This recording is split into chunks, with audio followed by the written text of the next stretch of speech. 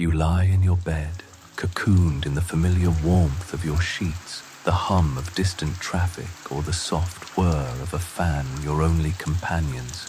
But tonight, you're invited somewhere else, somewhere colder, wilder, and infinitely more interesting than the four walls you know so well. Close your eyes, if you haven't already, and let the world around you fade. Imagine the air growing crisper, the scent of pine and wood smoke drifting in, and the gentle hush of snow muffling the world outside.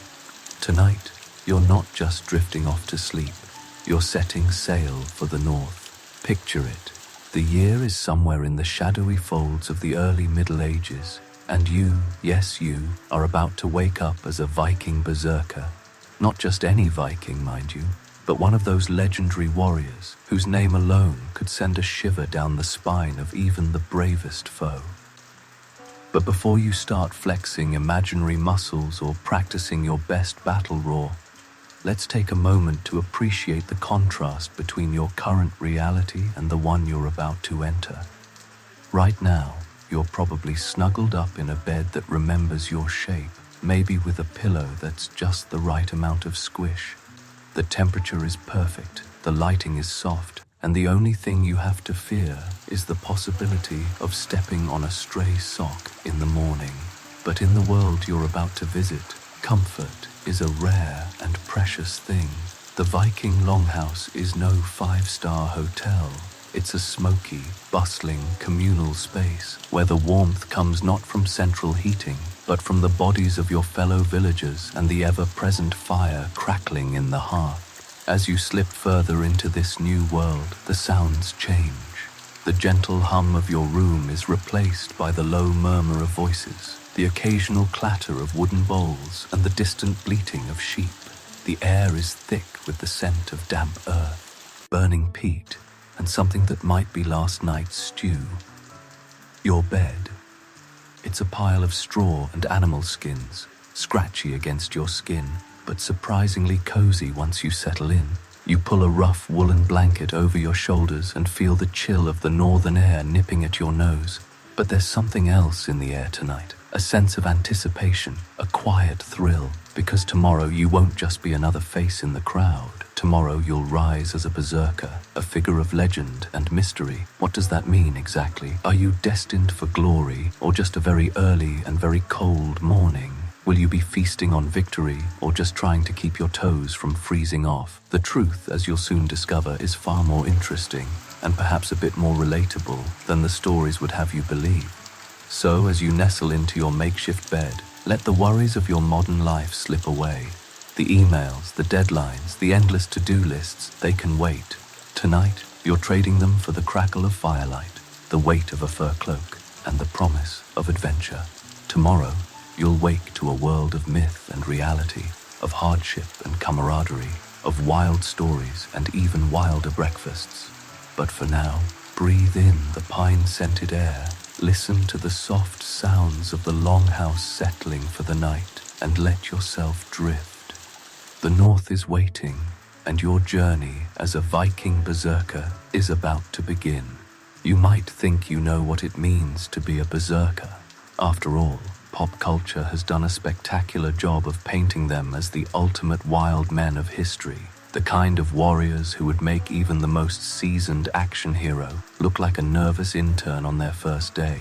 Maybe you've seen them in movies or video games, hulking, wild-eyed, shirtless and howling, swinging axes that look like they were designed for felling redwoods rather than enemies, immune to pain, fear, or even the laws of physics.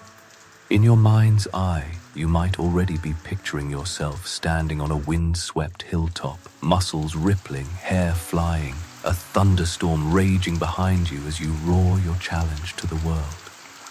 It's a thrilling image, isn't it? The kind of thing that makes you want to leap out of bed and charge into battle, or at least into the kitchen for a midnight snack.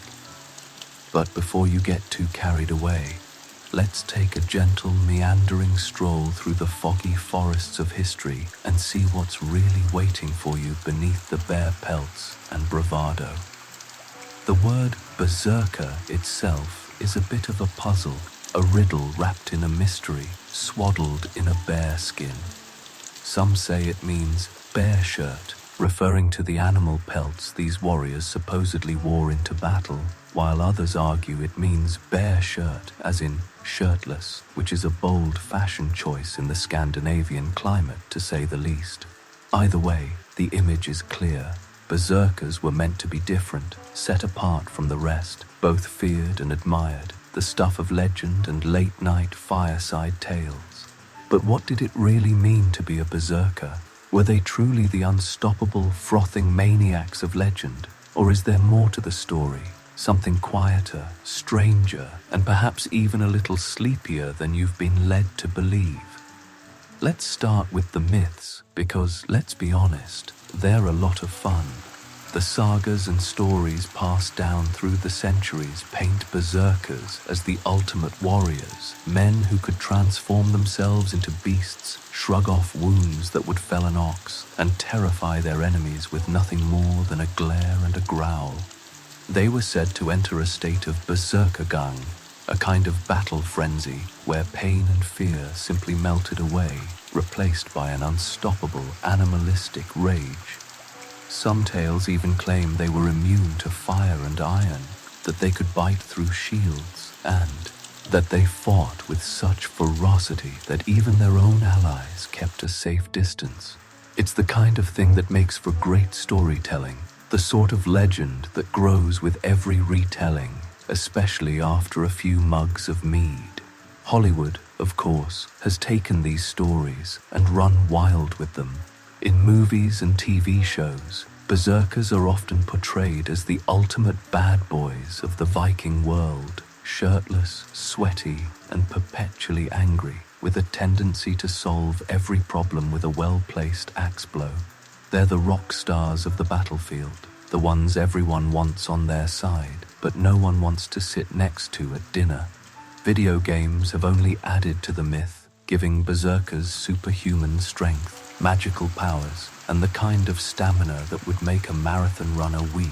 It's all very exciting, but as you might suspect, the truth is a little more complicated and in some ways even more fascinating. So, let's peel back the layers of legend and see what history has to say. First, it's important to remember that most of what we know about berserkers comes from stories written down centuries after the fact, often by people who had never met a berserker in their lives. The sagas are full of exaggeration, metaphor, and the occasional outright fib, all designed to entertain, inspire, or maybe just keep the kids quiet for a few minutes. Archaeological evidence is, shall we say, a bit thin on the ground. There are no mass graves full of bear-skin-clad warriors, no ancient helmets with property of berserker etched on the inside. What we do have are hints and whispers, references in poetry, glimpses in sagas, and the occasional raised eyebrow from a monk who happened to be in the wrong place at the wrong time. The berserkers were real, but their reality was probably a lot less glamorous and a lot more human than the legends suggest. For one thing, the idea there, that berserkers fought naked or shirtless is, well, a bit optimistic. Scandinavia is not known for its balmy weather, and even the toughest warrior would think twice before charging into battle without at least a few layers. More likely, berserkers wore animal pelts, bear, wolf, or even reindeer, both as a symbol of their status and as a practical way to stay warm. The pelts may have also served a psychological purpose, helping the wearer to take on the attributes of the animal, to feel braver, stronger, or just a little bit wilder than usual. But what about the famous Berserkergang, that legendary battle frenzy? Here too, the truth is a bit murky. Some historians believe that berserkers may have used rituals, chanting, or even mind-altering substances to work themselves into a heightened state before battle. Others suggest that the frenzy was more psychological than physical, a way to intimidate enemies, boost morale, or simply cope with the terror of combat. There are even theories that some berserkers may have suffered from certain medical conditions, such as epilepsy or mental illness, which could have contributed to their reputation for unpredictability and violence. Whatever the cause, it's clear that the Berserker's fearsome reputation was as much about perception as reality. In a world where stories were currency, being known as someone who could go berserk was a powerful tool, both on and off the battlefield. It's also worth noting that not everyone admired the Berserkers. Some sources describe them as outcasts, troublemakers, or even criminals, more likely to cause problems at home than to win glory abroad. In fact, as Christianity spread through Scandinavia, Berserkers found themselves increasingly on the wrong side of the law, their wild ways at odds with the new order. By the time the sagas were written down, the age of the Berserker was already fading into legend, their real lives obscured by layers of myth and memory. Oh, what does all this mean for you, our soon-to-be Berserker?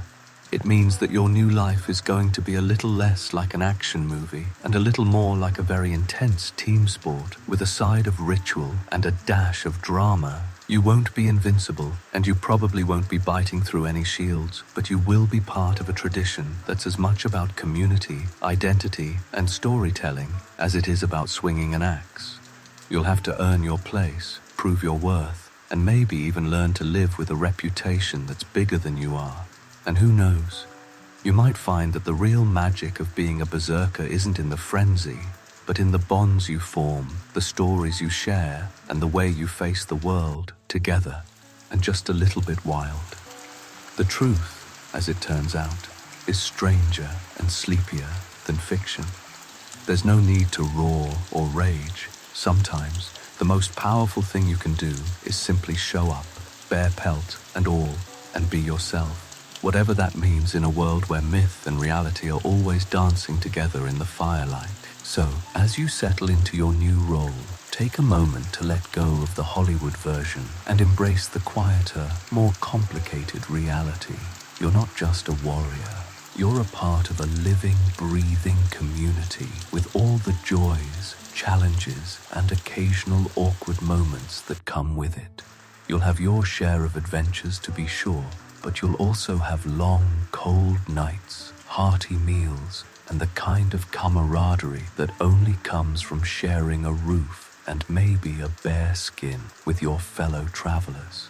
The world of the Berserker is waiting for you, full of surprises, contradictions, and the kind of stories that linger long after the fire has burned low. Are you ready to meet your new Viking self? The dawn is coming, the longhouse is stirring, and your journey is just beginning. You awaken not to the gentle buzz of your phone or the soft glow of a digital clock, but to the slow, smoky dawn of a Viking longhouse, where the concept of snooze button is as foreign as a tropical breeze, and the only thing that might be considered smart is the family goat, who has already figured out how to nudge open the door for a taste of the morning air. Your first sensation is the weight of a rough woolen blanket, scratchy against your skin, and the unmistakable aroma of wood smoke, damp earth, and something that might be last night's stew still lingering in the air. The longhouse is a single sprawling room, its high timbered roof arching above you like the hull of an upturned ship, beams blackened by years of fire and laughter, and the occasional argument over who gets the warmest spot by the hearth. You're not alone here, far from it. All around you, your fellow villagers are beginning to stir, some with the resigned groans of people who know that the day ahead will be long and cold, others with the quiet efficiency of those who have done this 1,000 times before. There's a certain camaraderie in this communal awakening, a sense that you're all in this together, whether you like it or not. The floor beneath you is hard-packed earth, softened only by a layer of straw and animal skins, and as you sit up, you feel the chill of the northern air nipping at your nose and ears, a bracing reminder that central heating is still several centuries away. You pull your blanket tighter around your shoulders and glance around, taking in the scene. The low, flickering light of the fire, the silhouettes of your companions moving through the haze, the gentle clatter of wooden bowls, and the soft, rhythmic breathing of those who are still clinging to the last moments of sleep. Somewhere in the distance, a rooster crows, its voice muffled by the thick walls of turf and timber, and you can hear the faint bleating of sheep and the shuffling of cattle in the byre at the far end of the house. It's a far cry from the sterile silence of a modern bedroom, where the only sounds are the hum of electronics and the occasional creak of the floorboards. Here, every morning is a symphony of life, messy, noisy, and utterly inescapable.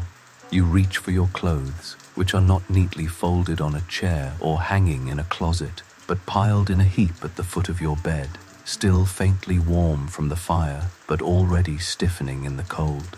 Dressing is a process, not a luxury, and you quickly learn to appreciate the simple genius of layers, a linen tunic, thick woolen trousers, and, if you're lucky, a fur-lined cloak that smells faintly of the animal it once belonged to.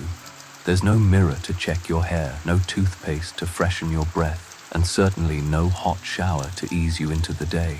Instead, you splash your face with cold water from a wooden bucket, gasping as the icy droplets chase away the last remnants of sleep and leave you feeling more awake than any double espresso ever could. The water is clean, drawn from a nearby stream, but it carries the taste of earth and stone, a reminder that every comfort here is hard-won and fleeting. You glance around at your companions, some of whom are already up and moving, stoking the fire, tending to the animals, or simply sitting in silence, lost in their own thoughts. There's a quiet dignity to these morning rituals, a sense that everyone knows their place and their purpose, even if it's just to keep the fire burning, or to make sure the children are dressed before they wander outside and disappear into the mist. As you move through the longhouse, you're struck by the sheer physicality of everything, the weight of the air, thick with smoke and the scent of peat, the roughness of the wool against your skin, the unevenness of the floor beneath your feet. Every step is a reminder that comfort is a luxury, not a right, and that survival here depends on resilience, resourcefulness, and a healthy sense of humor.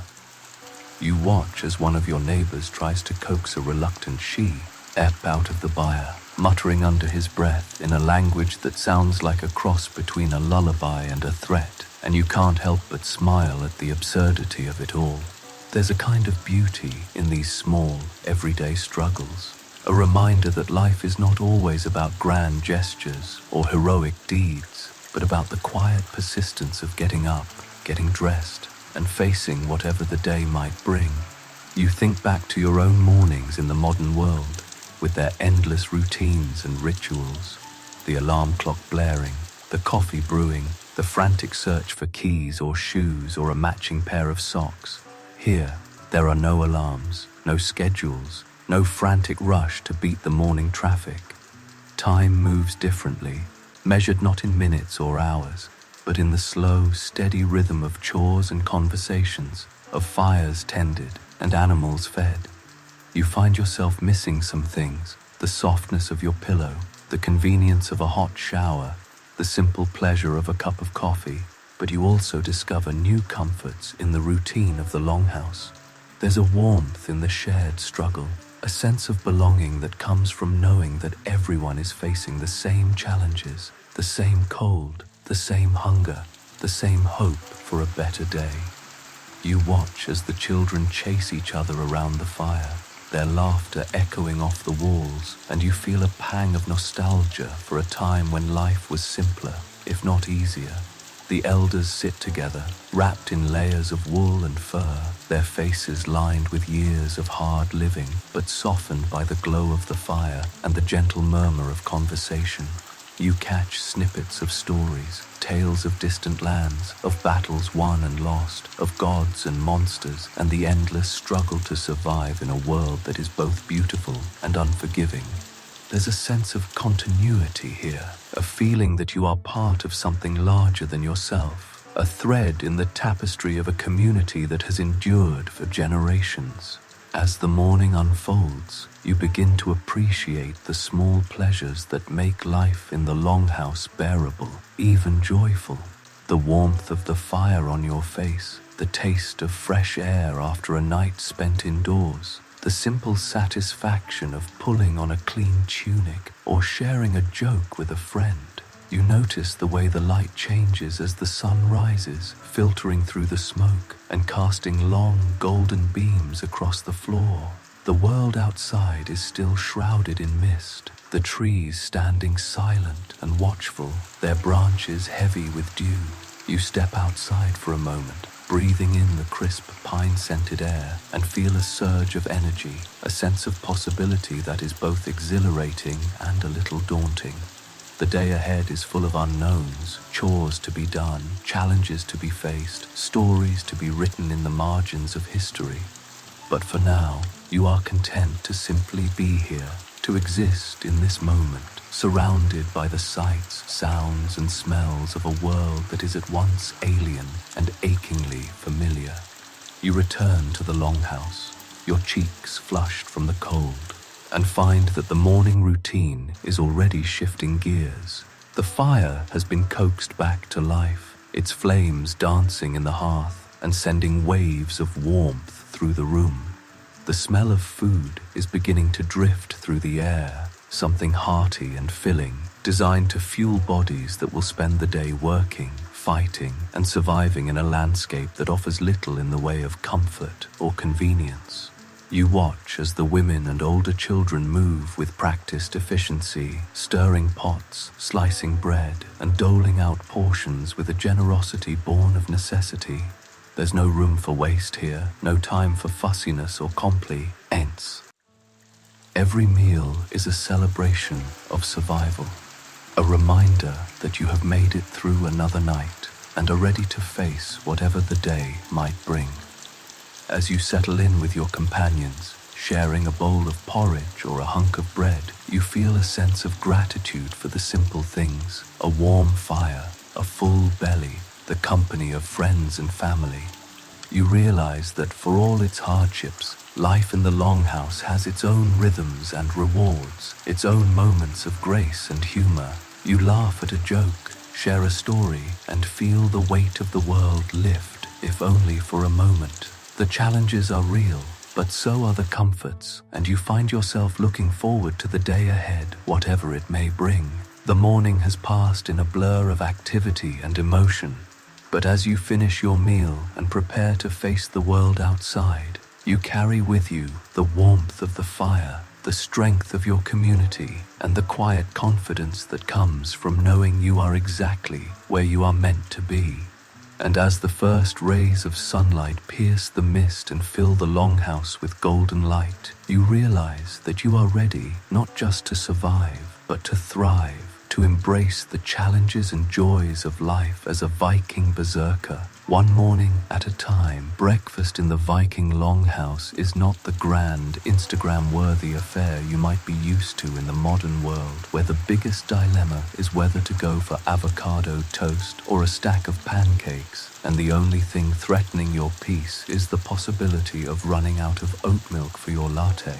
Here, the menu is dictated by the seasons, the weather, and whatever the household managed to preserve or trade for during the last market day. And the choices are, let's say, refreshingly limited. You find yourself sitting cross-legged on a low bench, a rough wooden bowl in your hands, steam rising from a thick, lumpy porridge that smells faintly of barley and wood smoke.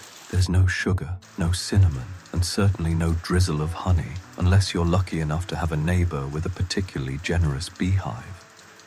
The porridge is hearty, filling, and about as glamorous as a pair of woolen socks, but after a night spent in the cold, it's exactly what your body craves. You take a tentative bite, feeling the grains stick to your teeth, and try not to think about the fact that this same porridge will likely make an appearance at lunch and possibly dinner too. If you're especially fortunate, there might be a sliver of dried fish on the side, its flavor as bold and bracing as the northern wind. or a chunk of hard cheese that squeaks between your teeth and reminds you that the cows, like everyone else, are doing their best in a world where grass is a luxury for at least half the year. There's no coffee to jolt you awake, no orange juice to brighten your palate, and the only smoothie in sight is the one you might accidentally create if you drop your bowl and mix everything together on the floor. Instead, you might be offered a sip of weak mead or ale, a tradition that sounds far more exciting than it actually is, especially when you realize that the drink is more about calories and hydration than any kind of early morning revelry. The mead is thin, slightly sour, and just strong enough to remind you that water, while essential, is not always the safest option in a world without plumbing or purification tablets. You take a cautious sip, feeling the warmth spread through your chest, and wonder how anyone manages to get anything done after starting the day with a drink. But then you remember that the day ahead is likely to involve more physical labor than most modern gym routines, and suddenly it all makes sense. Around you, the longhouse is alive with the sounds of breakfast, spoons scraping against bowls, quiet conversation punctuated by laughter, the occasional squabble over who got the biggest piece of bread. There's a rhythm to it all, a sense of ritual that goes beyond the food itself.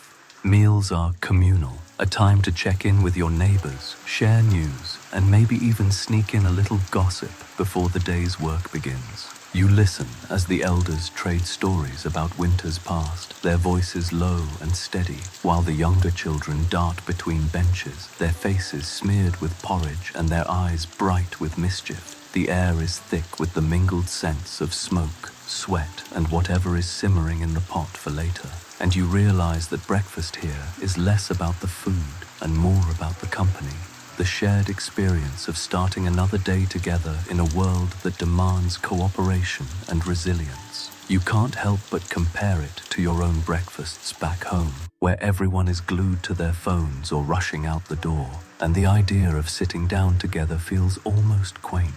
Here, there's no rush, no emails to check, no traffic to beat, just the slow, steady unfolding of the morning, measured in bites and stories, and the occasional burst of laughter.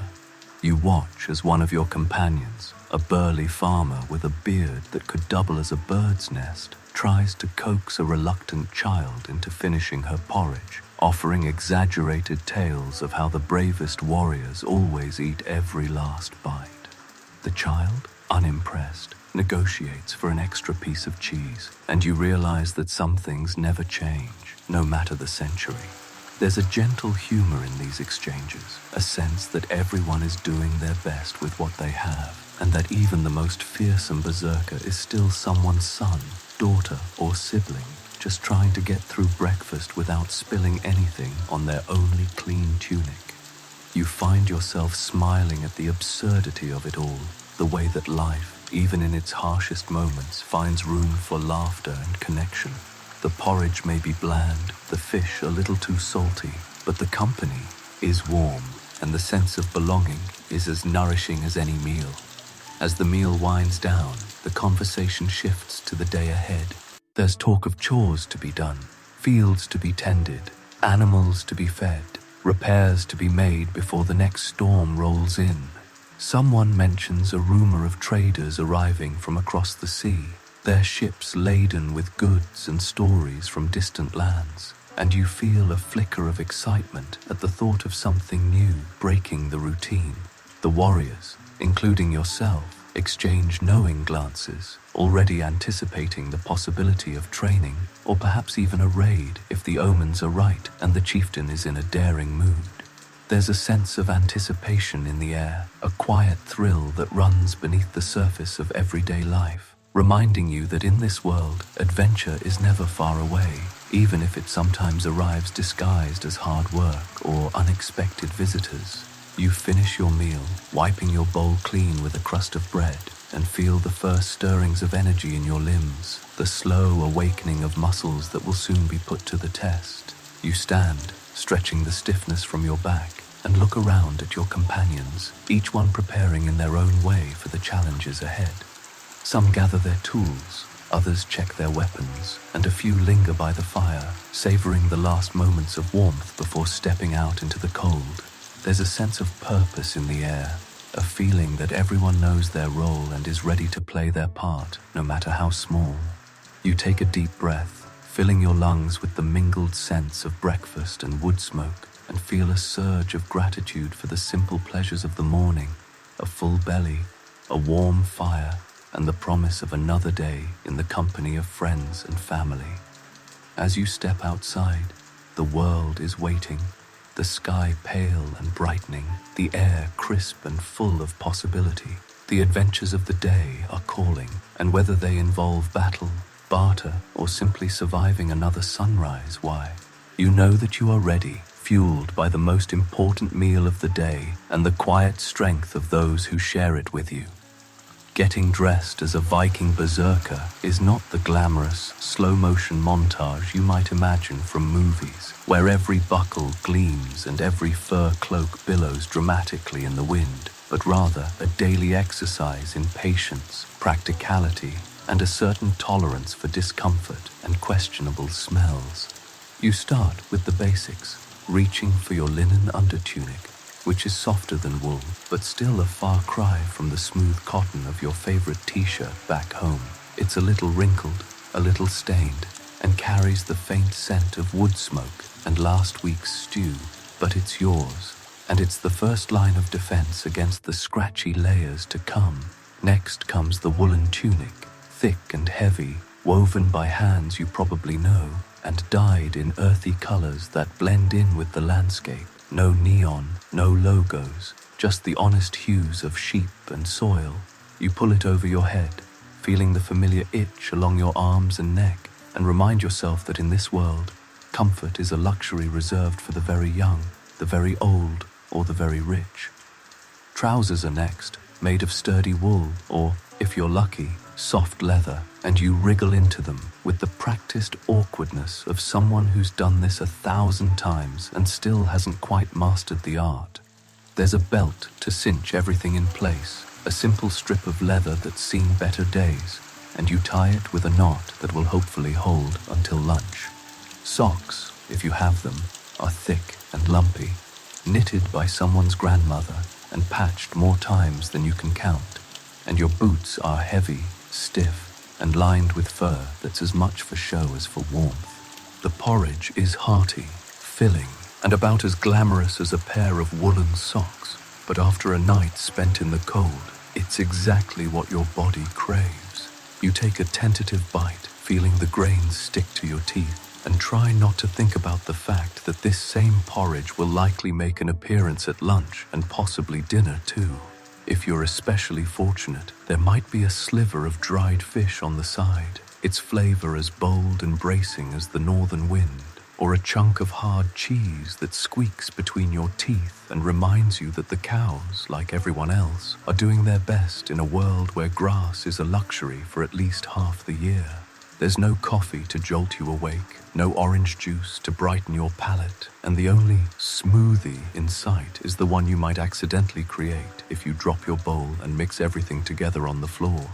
Instead, you might be offered a sip of weak mead or ale, a tradition that sounds far more exciting than it actually is, especially when you realize that the drink is more about calories and hydration than any kind of early morning revelry.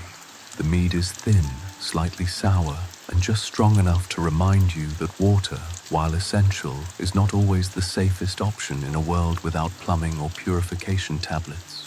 You take a cautious sip, feeling the warmth spread through your chest, and wonder how anyone manages to get anything done after starting the day with a drink.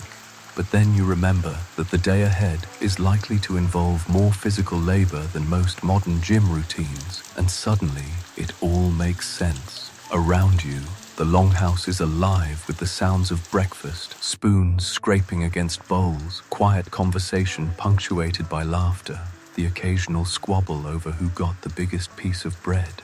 There's a rhythm to it all, a sense of ritual that goes beyond the food itself.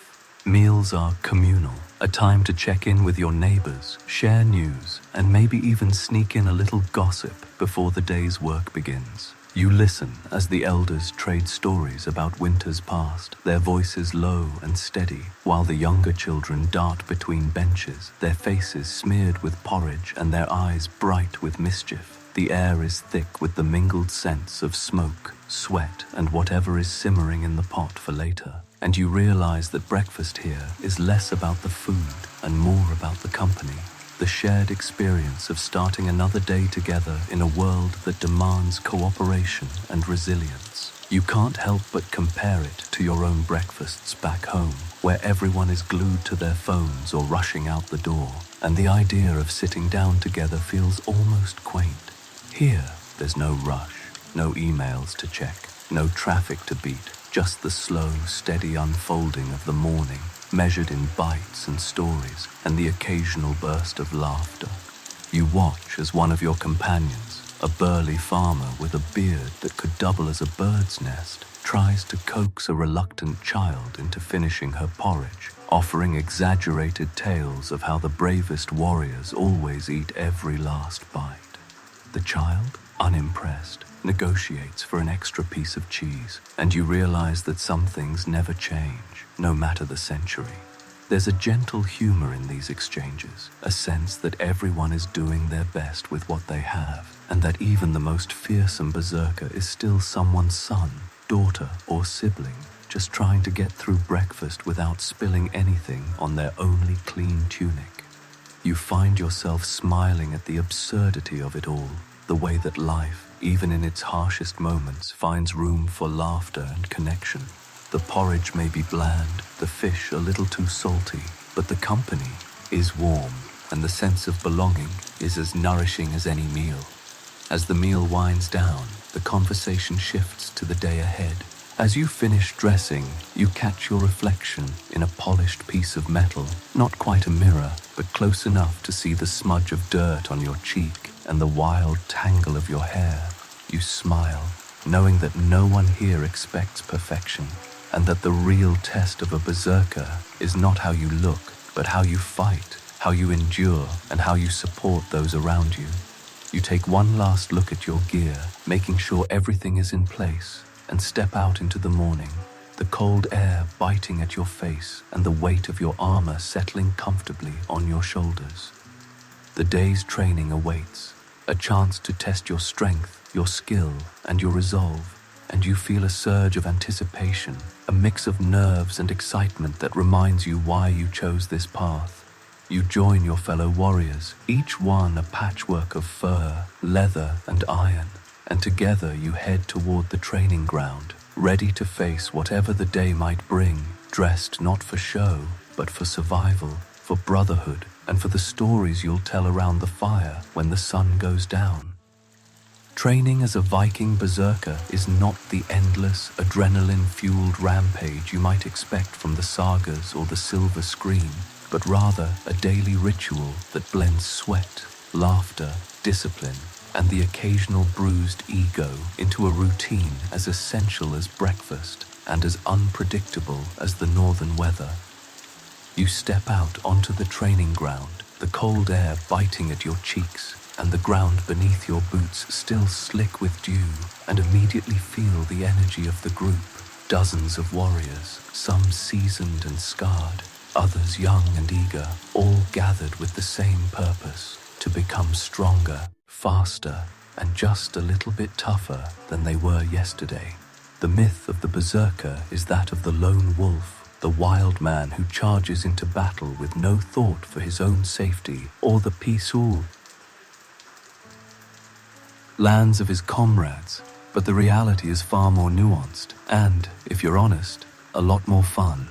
Training is a team sport, a daily dance of cooperation and competition, where every move is watched, every mistake is noted, and every success is celebrated with a slap on the back or a well-timed joke. You start with the basics, warming up with stretches and simple exercises that would look familiar in any modern gym.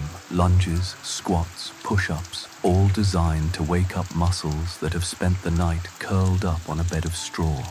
There's no fancy equipment, no personal trainers barking encouragement, just the steady rhythm of bodies moving in unison, the sound of breath and laughter mingling with the calls of the birds overhead. The older warriors lead by example, their movements precise and economical, while the younger ones try to outdo each other with displays of strength and agility, sometimes succeeding, sometimes ending up flat on their backs in the mud. Weapons practice is where things really get interesting. You line up with your axe, your shield, or whatever weapon you favor, and face off against a partner, the two of you circling each other with a mix of caution and bravado. The goal is not to hurt, but to learn, to test your reflexes, your timing, your ability to read an opponent's intentions and respond in kind. The clang of wood on wood, the thud of axe against shield, the occasional yelp as someone misjudges a swing and ends up with a bruised shin or a dented pride. These are the sounds of progress, the music of a community honing its skills one blow at a time. There's a rhythm to it, a give and take that requires focus and trust, and you quickly realize that the image of the berserker as a mindless brute is as much a myth as the horned helmet. Real strength lies in control, in knowing when to strike and when to hold back, in working with your partner rather than against them. The best warriors are not the loudest or the wildest, but the ones who can anticipate, adapt, and support their comrades, turning chaos into choreography and rage into resilience. Of course, not every moment is a lesson in discipline. Training is also a time for mischief, for testing boundaries and pushing limits, and the stories that come out of these sessions are as legendary as any battle. You hear tales of the time someone tried to impress a visiting chieftain by juggling axes and ended up with a new scar and a lifelong nickname, or the day a group of young warriors decided to race across the training field in full armor, only to discover that speed and style do not always go hand in hand. There are stories of friendly rivalries that turned into epic wrestling matches, of practical jokes involving buckets of cold water and unsuspecting trainees, and of the one time someone's helmet got stuck on their head and had to be pried off with a wooden spoon, and a lot of patience. These moments of silliness are as important as the drills and exercises, a reminder that even the fiercest warriors are still human, still capable of laughter and embarrassment, and the occasional spectacular failure. You find yourself laughing along, grateful for the camaraderie and the sense of belonging that comes from sharing not just victories, but also the inevitable mishaps and mistakes. As the morning wears on, the training shifts from individual skills to group tactics, and you see firsthand how much teamwork and strategy go into the making of a berserker. You practice forming shield walls, moving as a single unit, each person relying on the others to hold the line and protect the group.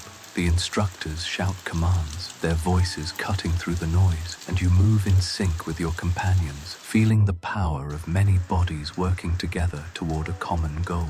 It's hard work, sweaty and exhausting, but also exhilarating, a physical manifestation of the bonds that tie you to your fellow warriors. You learn to trust, to communicate without words, to anticipate the needs of those around you, and to offer support when someone falters. The myth of the lone berserker fades away, replaced by the reality of a community built on cooperation, respect, and shared purpose. There are moments of frustration, of course, times when your arms ache, your legs tremble, and you wonder if you'll ever get the hang of a particular move or remember the sequence of steps required to hold the line.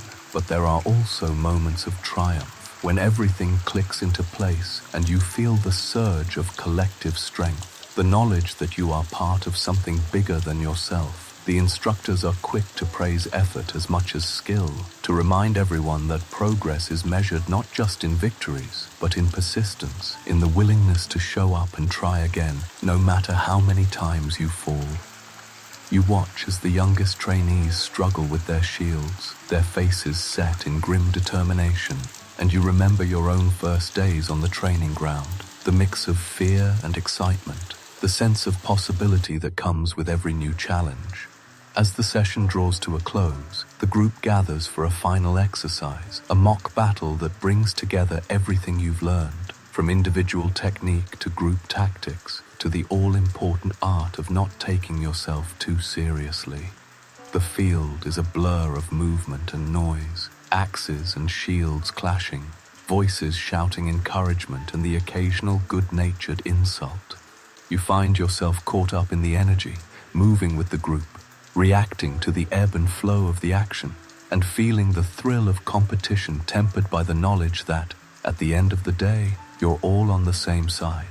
The mock battle ends with laughter and applause, the winners celebrating their victory and the losers plotting their revenge for next time. There are bruises and scrapes, but also smiles and handshakes, a sense of accomplishment that lingers long after the dust has settled. You leave the training ground tired but invigorated, your muscles aching in the best possible way, and your mind buzzing with the lessons of the morning.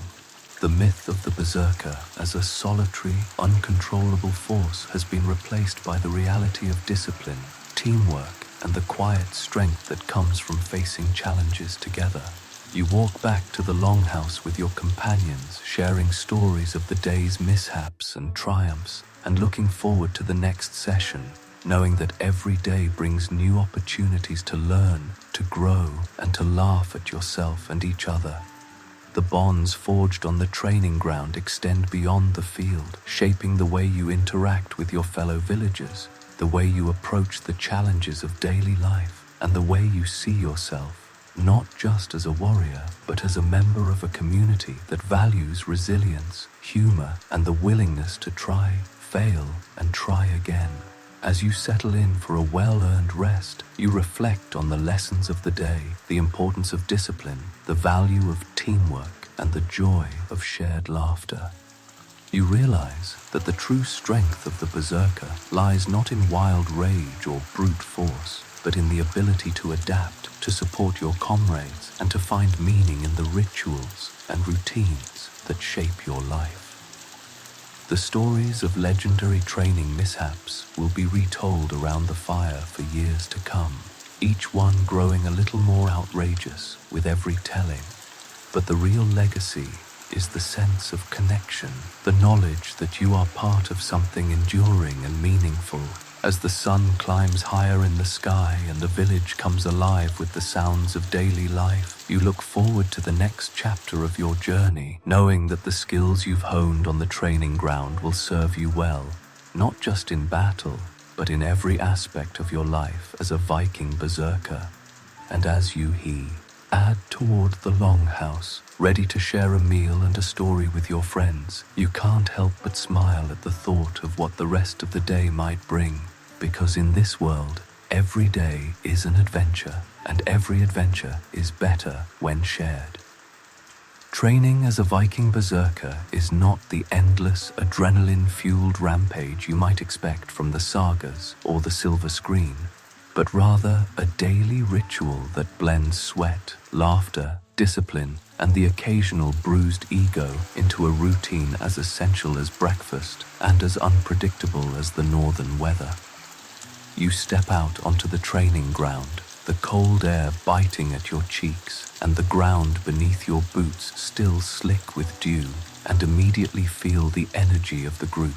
Dozens of warriors, some seasoned and scarred, others young and eager, all gathered with the same purpose: to become stronger, faster, and just a little bit tougher than they were yesterday. The myth of the berserker is that of the lone wolf, the wild man who charges into battle with no thought for his own safety or the plans of his comrades. But the reality is far more nuanced and, if you're honest, a lot more fun.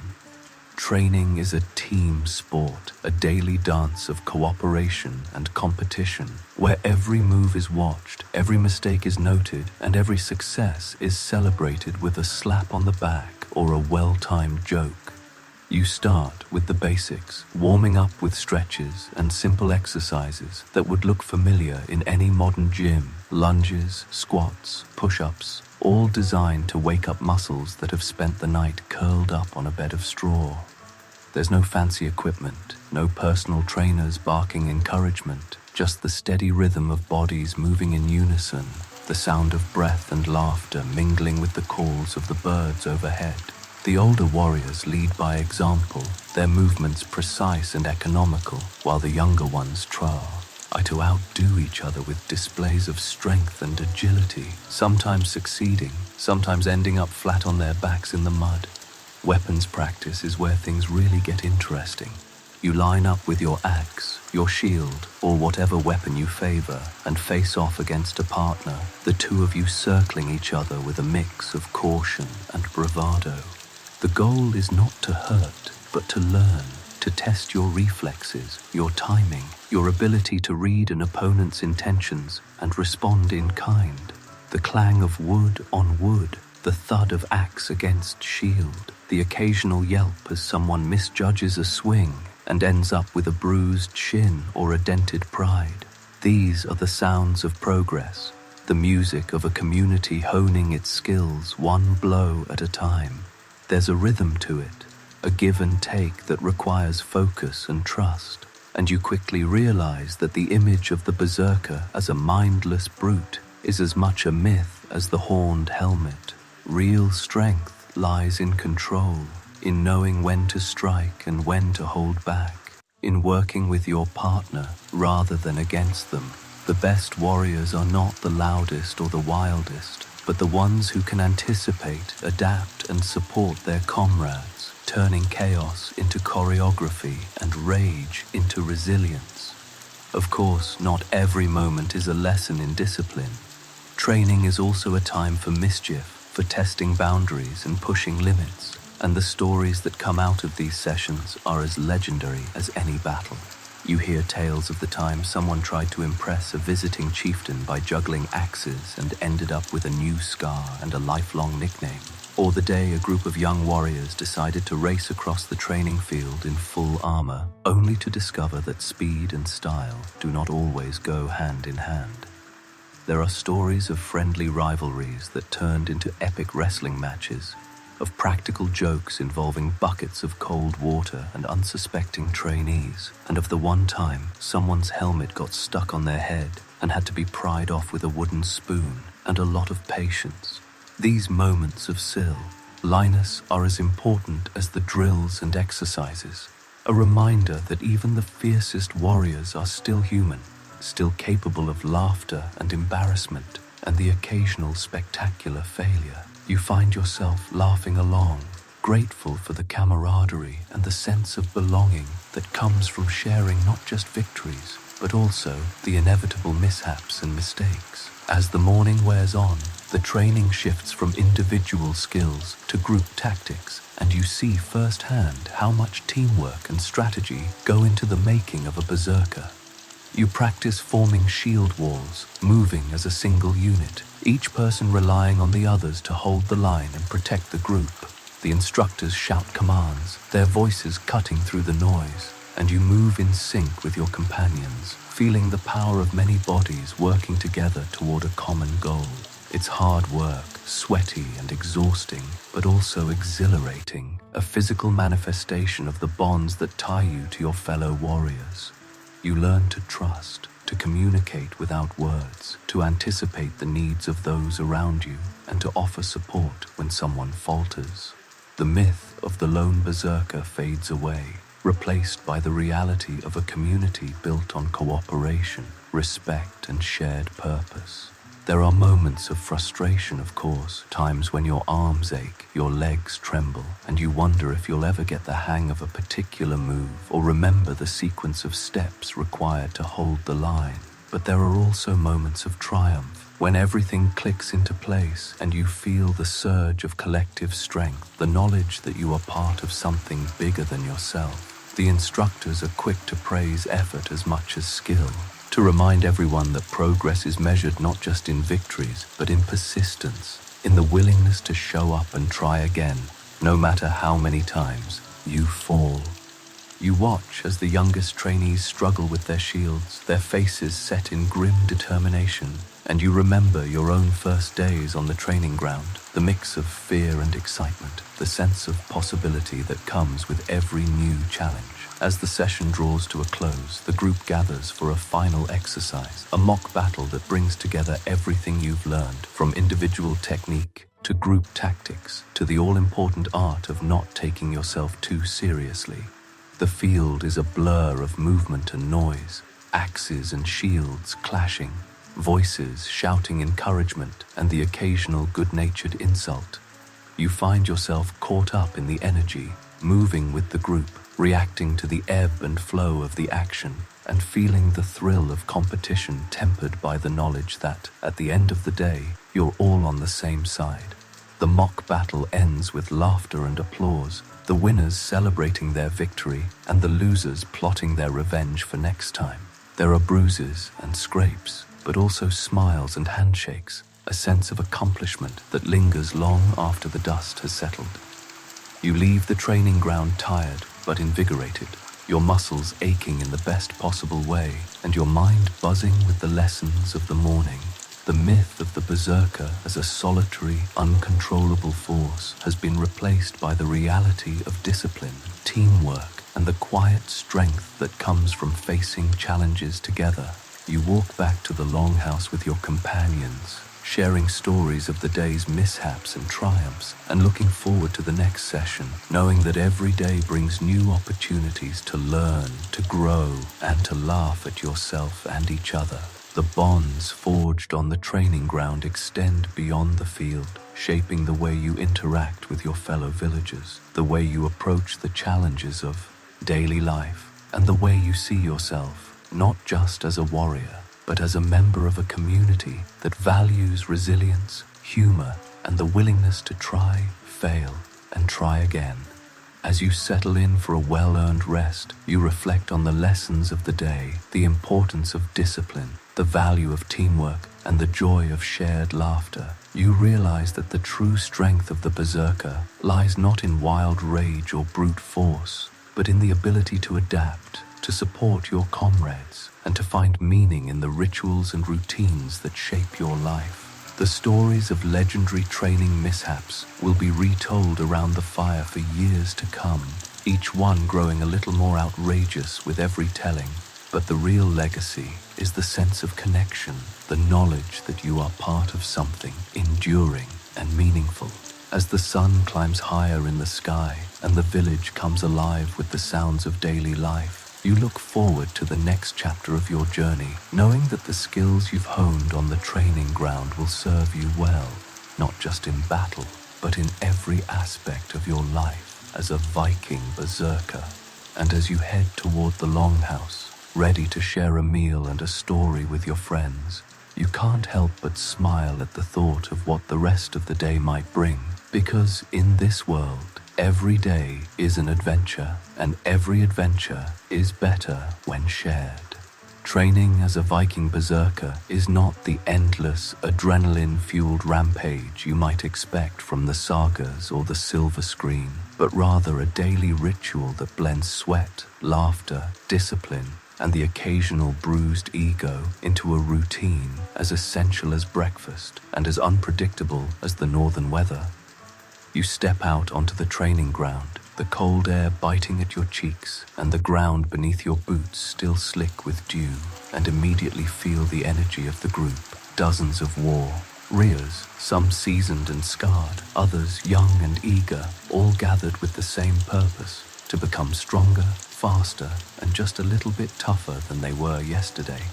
The myth of the berserker is that of the lone wolf, the wild man who charges into battle with no thought for his own safety or the plans of his comrades. But the reality is far more nuanced and, if you're honest, a lot more fun.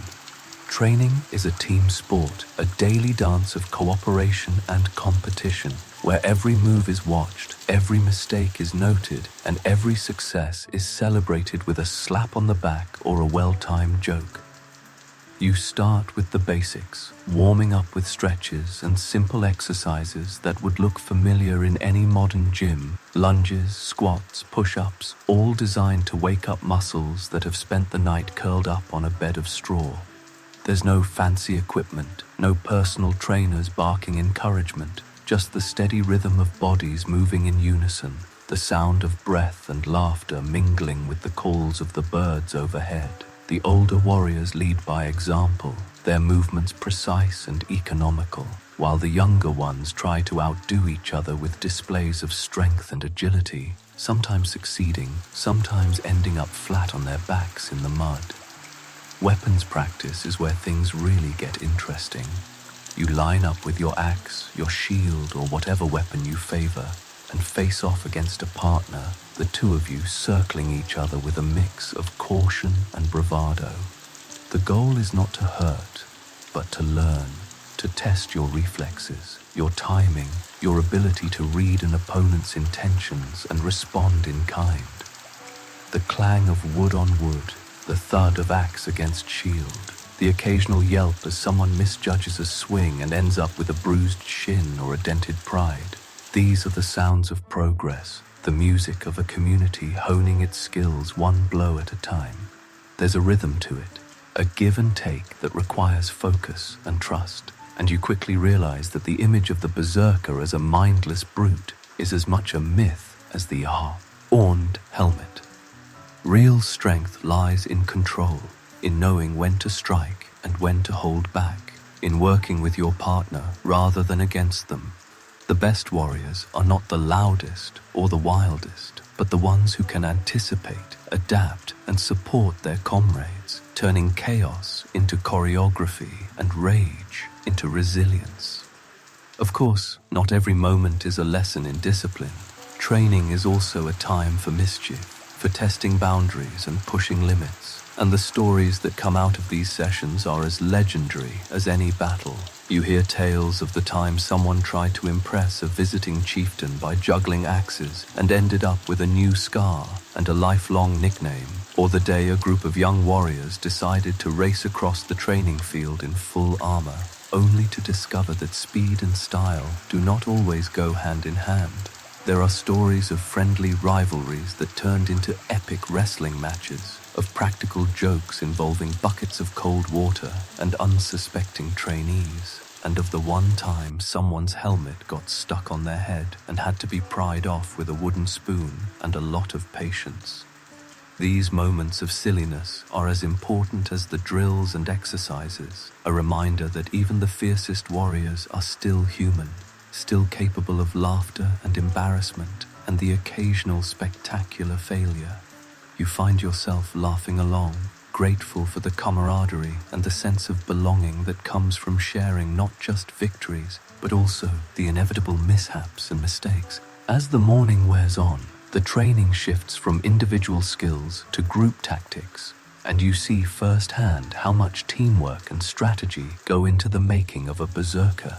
You practice forming shield walls, moving as a single unit, each person relying on the others to hold the line and protect the group. The instructors shout commands, their voices cutting through the noise, and you move in sync with your companions, feeling the power of many bodies working together toward a common goal.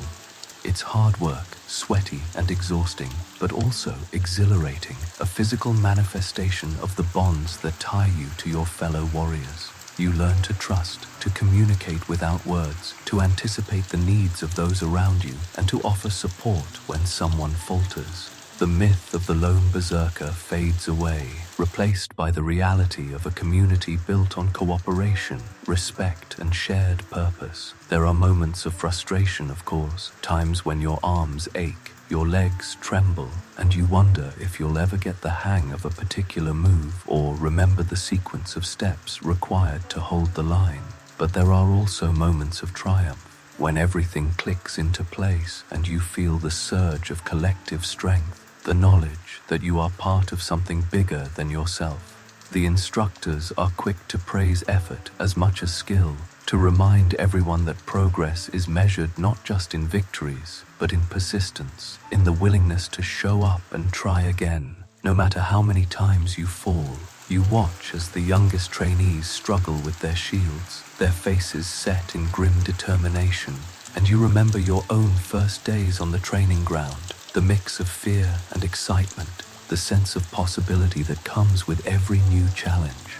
As the session draws to a close, the group gathers for a final exercise, a mock battle that brings together everything you've learned, from individual technique to group tactics to the all-important art of not taking yourself too seriously.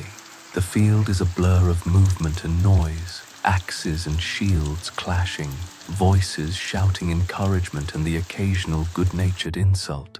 You find yourself caught up in the energy, moving with the group, reacting to the ebb and flow of the action, and feeling the thrill of competition tempered by the knowledge that, at the end of the day, you're all on the same side.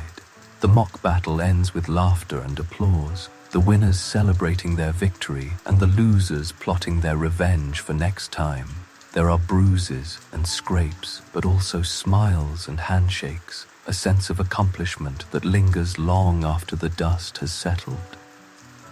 You leave the training ground tired but invigorated, your muscles aching in the best possible way, and your mind buzzing with the lessons of the morning. The myth of the berserker as a solitary, uncontrollable force has been replaced by the reality of discipline, teamwork, and the quiet strength that comes from facing challenges together. You walk back to the longhouse with your companions, sharing stories of the day's mishaps and triumphs, and looking forward to the next session, knowing that every day brings new opportunities to learn, to grow, and to laugh at yourself and each other. The bonds forged on the training ground extend beyond the field, shaping the way you interact with your fellow villagers, the way you approach the challenges of daily life, and the way you see yourself, not just as a warrior, but as a member of a community that values resilience, humor, and the willingness to try, fail, and try again. As you settle in for a well-earned rest, you reflect on the lessons of the day, the importance of discipline, the value of teamwork, and the joy of shared laughter. You realize that the true strength of the berserker lies not in wild rage or brute force, but in the ability to adapt, to support your comrades, and to find meaning in the rituals and routines that shape your life. The stories of legendary training mishaps will be retold around the fire for years to come, each one growing a little more outrageous with every telling. But the real legacy is the sense of connection, the knowledge that you are part of something enduring and meaningful.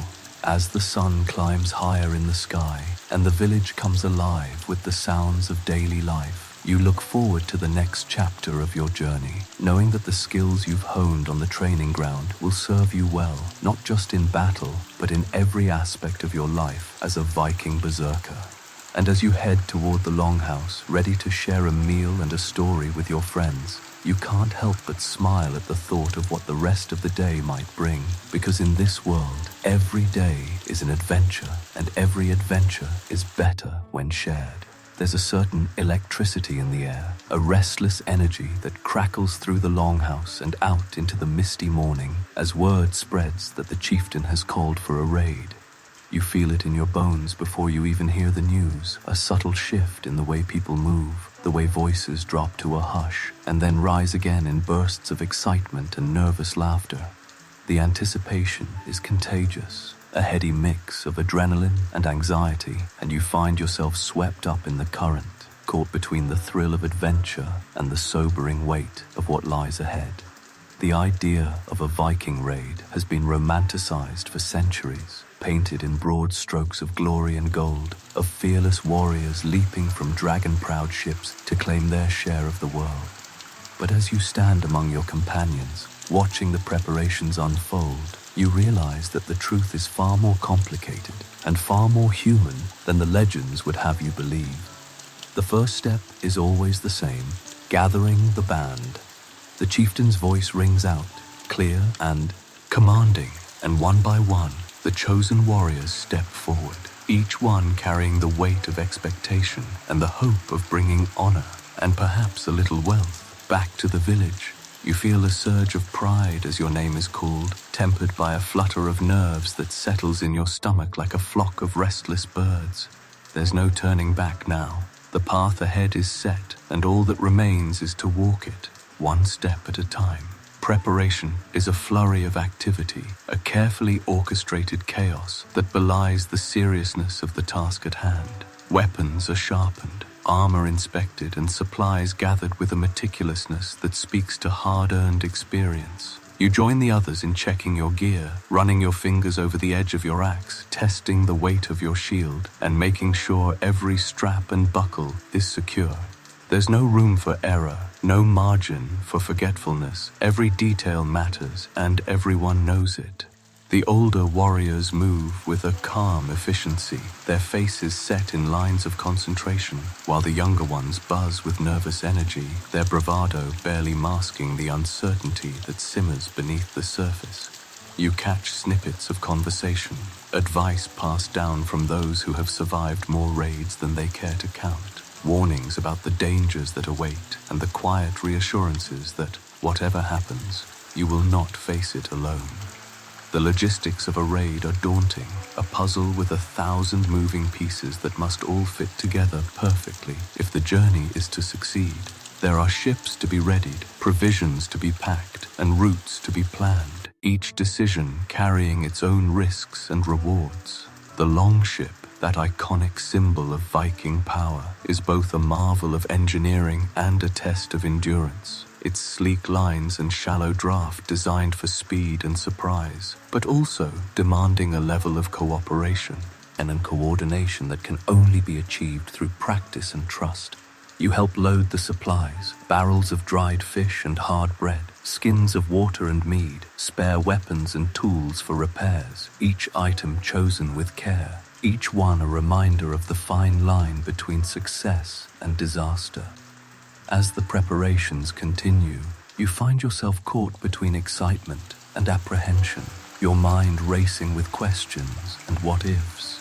The romantic image of the raid, the promise of adventure, the lure of treasure, the chance to prove yourself in battle is always tempered by the realities of risk and uncertainty. You know, as everyone does, that not every raid ends in victory, that the sea is as much an enemy as any foreign warrior, and that the line between hero and casualty is often drawn by nothing more than luck and timing. There are stories, whispered in the quiet moments before sleep, of ships lost to storms, of warriors who never returned, of villages that vanished beneath the waves or fell to the swords of their enemies.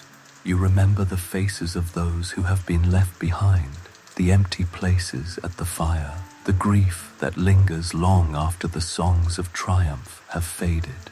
It's a sobering thought, a reminder that every adventure comes with a price, and that courage is not the absence of fear, but the willingness to face it head-on. The emotional landscape of the raid is as complex as the logistics, a tapestry woven from threads of hope, fear, loyalty, and longing. You see it in the faces of your companions as they say their goodbyes, in the tight embraces and whispered promises, in the way hands linger just a moment longer than usual. There's a sense of finality in these farewells, a recognition that every journey carries the possibility of loss, and that every return is a cause for celebration. The bonds of the Berserker Brotherhood are tested in these moments, strengthened by the knowledge that you are not alone, that your fate is tied to those who stand beside you. You feel a surge of gratitude for the friendships you've forged, for the rivalries that have pushed you to grow, and for the stories that have brought you comfort in the darkest hours. The Longhouse, once a place of laughter and warmth, now feels charged with a different energy, a mix of anticipation and anxiety that hangs in the air like the scent of rain before a storm. As the day of departure draws near, the village comes together in a flurry of activity, each person playing their part in the great drama of the raid. The women and elders prepare food and supplies, offering advice and blessings with a mixture of pride and worry. The children watch with wide eyes, their imaginations running wild with visions of distant lands and heroic deeds. The chieftain moves among the people, offering words of encouragement and reminders of the importance of unity and discipline. There's a sense of ceremony in the air, a recognition that this is more than just a journey. It's a test of character, a rite of passage, a chance to prove oneself in the eyes of the gods and the community. You feel the weight of expectation settle on your shoulders, a mantle both heavy and exhilarating. and you resolve to meet it with as much courage and grace as you can muster. The night before the raid is a time of reflection, a chance to gather with your companions and share one last meal, one last story, one last laugh before the journey begins. The fire burns bright in the center of the longhouse, casting flickering shadows on the walls as voices rise in song and conversation. You listen to the stories of past raids, the tales of triumph and tragedy, of narrow escapes and unexpected victories. There's a sense of continuity in these stories, a reminder that you are part of a tradition that stretches back through the generations, that your actions will become part of the tapestry of memory that binds the community together. You find comfort in the rituals, the sharing of food and drink, the exchange of tokens and promises, the quiet moments of prayer or meditation that help to steady your nerves. The laughter is louder tonight, the jokes a little sharper, the sense of camaraderie stronger than ever. You realize that whatever happens on the journey ahead, you will carry these moments with you, a source of strength and solace in the face of uncertainty. Morning comes early, the sky still dark as you make your way to the shore, the longship waiting like a silent sentinel at the water's edge. The air is crisp and cold, the mist rising from the sea in ghostly tendrils that curl around your feet as you step aboard. The ship is a marvel of craftsmanship, its hull carved with symbols of protection and power, its oars polished smooth by years of use. You take your place among the crew, your heart pounding with a mixture of fear and excitement, and feel the weight of the moment settle over you like a cloak. The chieftain stands at the prow, his voice ringing out over the water as he offers a final blessing, a prayer for safe passage and swift victory. The oars dip into the water in unison, the ship gliding forward with a grace that belies its size, and you feel the rhythm of the journey begin to take hold. The sea is both friend and foe, its moods as changeable as the wind, and you quickly learn to respect its power. The days are long and demanding, the work of rowing and navigating a test of endurance and cooperation. There are moments of awe as the coastline slips away and the open water stretches out before you, and moments of discomfort as the cold seeps into your bones and the salt stings your skin. You share stories and songs to pass the time, finding comfort in the familiar rituals that bind the crew together. The reality of the raid is a far cry from the romanticized image of fearless warriors storming ashore in a blaze of glory. Every decision is weighed carefully, every risk considered, every action taken with an eye towards survival as much as success. The chieftain and his advisors debate the best course, studying maps and listening to the wisdom of those who have sailed these waters before. There are scouts sent ahead, signals exchanged, and plans adjusted on the fly as new information comes to light.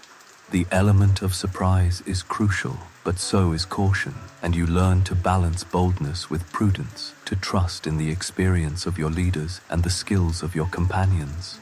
The approach to the target is tense, every sense heightened as you scan the horizon for signs of danger or opportunity. The moment of landing is a blur of movement and noise, the clash of weapons and the shouts of warriors mingling with the cries of the defenders. The chaos of battle is both exhilarating and terrifying, a test of everything you have learned and everything you are. You fight not just for glory or treasure, but for the survival of your band, for the honor of your village, for the stories that will be told around the fire when the journey is done.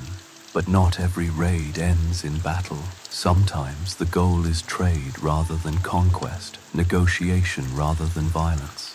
You witness the delicate dance of diplomacy, the exchange of goods and promises, the careful weighing of risks and rewards. There are moments of tension when a single word or gesture could tip the balance, and moments of relief when an agreement is reached and both sides walk away with something gained. You realize that the life of a Viking raider is as much about adaptability and intelligence as it is about strength and courage. that success depends on the ability to read a situation, to build alliances, and to know when to fight and when to walk away. The ethical complexities of the raid are never far from your mind. The knowledge that every victory comes at a cost, that every decision carries consequences for yourself, your companions, and those you encounter along the way. You grapple with questions of right and wrong, of loyalty and honor, of what it means to be a warrior in a world where the lines between hero and villain are often blurred. As the journey unfolds, you find yourself changed by the experience, your perspective broadened by the challenges you have faced and the lessons you have learned. The bonds of the Berserker Brotherhood are stronger than ever, forged in the crucible of shared hardship and triumph. You carry with you the memories of the journey, the laughter and the fear, the victories and the losses, the moments of doubt and the flashes of courage that have defined your path. The return home is a time of celebration and reflection, a chance to share your stories and to honor those who did not return.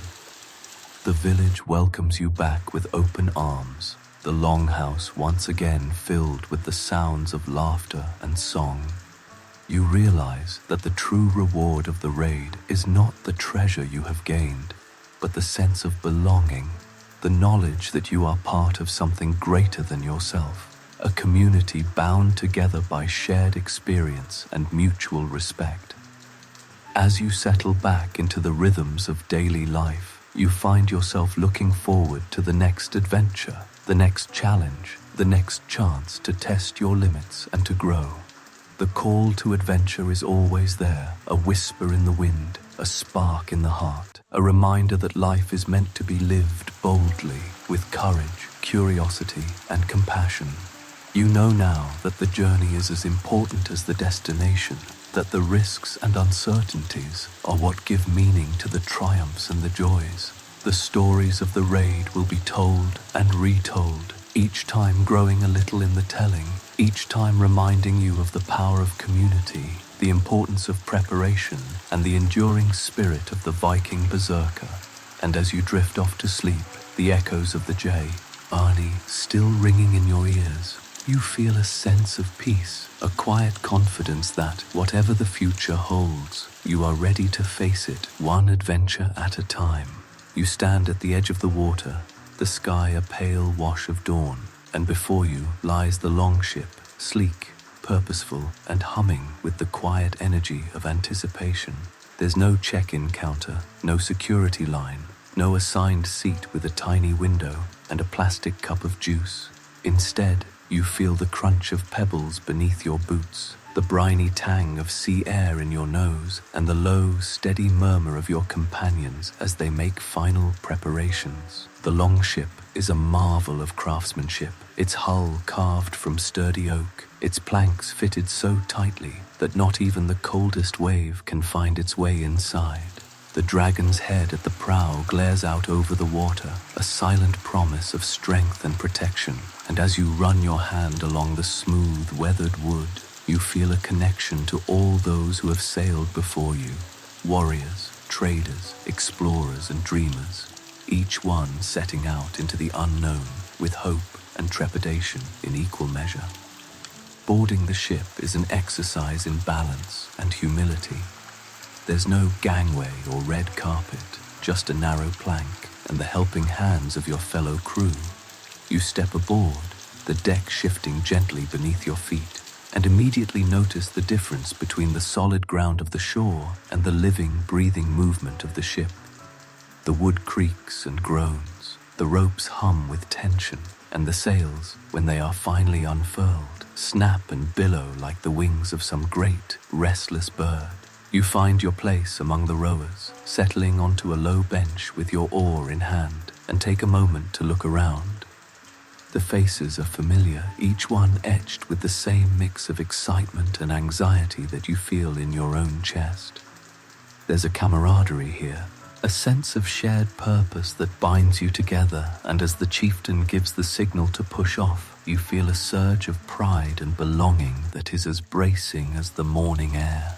The first moments on the water are a study in contrasts. The shore slips away, the the village growing smaller with every stroke of the oars, and you are suddenly aware of the vastness of the world beyond.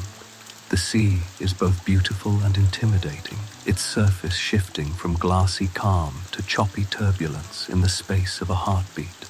The slap of waves against the hull is a constant companion, a reminder that you are at the mercy of forces far greater than yourself. The wind tugs at your hair, the salt stings your lips, and the cold seeps into your bones despite the layers of wool and fur.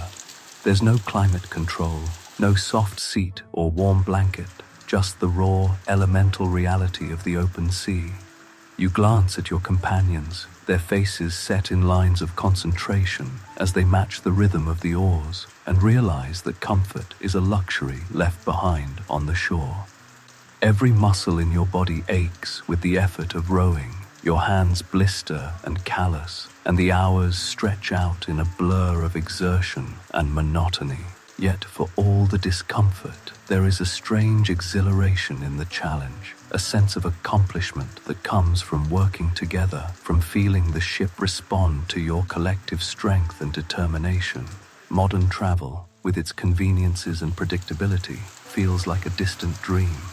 There are no flight attendants offering snacks, no movies to distract you from the passage of time, no guarantee that you will arrive at your destination on schedule or even at all. Instead, you are acutely aware of every moment, every sensation, the taste of salt on your tongue, the burn in your shoulders, the way the horizon seems to stretch on forever.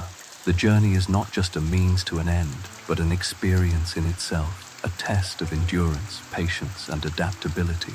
You learn to read the moods of the sea, to watch the sky for signs of changing weather, to listen to the creak and groan of the ship for hints of trouble or reassurance. The longship is both a vessel and a home, a place where you eat, sleep, and share stories with your companions, where every triumph and setback is felt by all. There are moments of boredom, when the hours drag and the only sound is the steady splash of oars, and moments of terror, when a sudden squall threatens to capsize the ship or drive you off course. Through it all, you rely on each other, drawing strength from the knowledge that you are not alone, that every challenge is faced together. The discomforts of the journey are many and varied. The benches are hard, the space cramped, and privacy is a concept as foreign as a tropical island. You sleep in shifts, curled up beneath your cloak, lulled by the rocking of the ship and the distant calls of seabirds. Meals are simple, dried fish, hard bread, a sip of mead or water when you can spare it, and you quickly learn to appreciate the small pleasures, like a patch of sunlight on your face or a joke shared with a friend.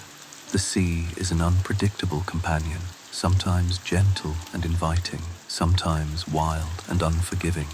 There are days when the wind fills the sails and the ship flies across the water, and days when you row for hours against a stubborn current, your arms trembling with fatigue. The weather is a constant concern. Too much sun and you burn, too much rain and you shiver, too much wind and you pray that the ship will hold together until you reach land. Yet, for all the hardships, there is a sense of freedom in the journey. A feeling that you are part of something larger than yourself, a living thread in the tapestry of adventure and exploration.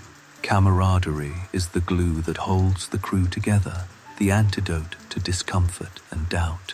You share stories and songs to pass the time, each tale growing a little taller with every telling. Song, a reminder of home and the people waiting for your return. There are rivalries and friendships, moments of tension and moments of laughter, and through it all, a deepening sense of trust and mutual respect. You learn to rely on your companions, to anticipate their needs and moods, to offer a helping hand or a word of encouragement when spirits flag. The longship is a crucible, forging bonds that will last a lifetime, and you find yourself grateful for the company, for the shared experience of facing the unknown together. The discomforts fade into the background, replaced by the warmth of connection and the pride of accomplishment. As the days pass, the anticipation of landfall grows. Every morning, you scan the horizon for signs of land, a distant smudge of green, the silhouette of trees, the glint of sunlight on distant cliffs. The promise of adventure is always just out of reach, a tantalizing possibility that keeps you moving forward, even when your muscles ache and your spirits waver. The stories of past journeys echo in your mind, the tales of discovery and danger, of triumph and loss, and you wonder what awaits you on the far shore. The journey is a test, not just of strength and skill, but of patience, resilience, and hope. You find yourself dreaming of solid ground, of the feel of earth beneath your feet, of the taste of fresh food, and the sound of unfamiliar voices. The longship has become a world unto itself, a floating community bound by shared purpose and shared hardship. And as you draw closer to your destination, you feel a mixture of excitement and apprehension, a sense that the real adventure is about to begin. The final approach to land is a moment of pure exhilaration.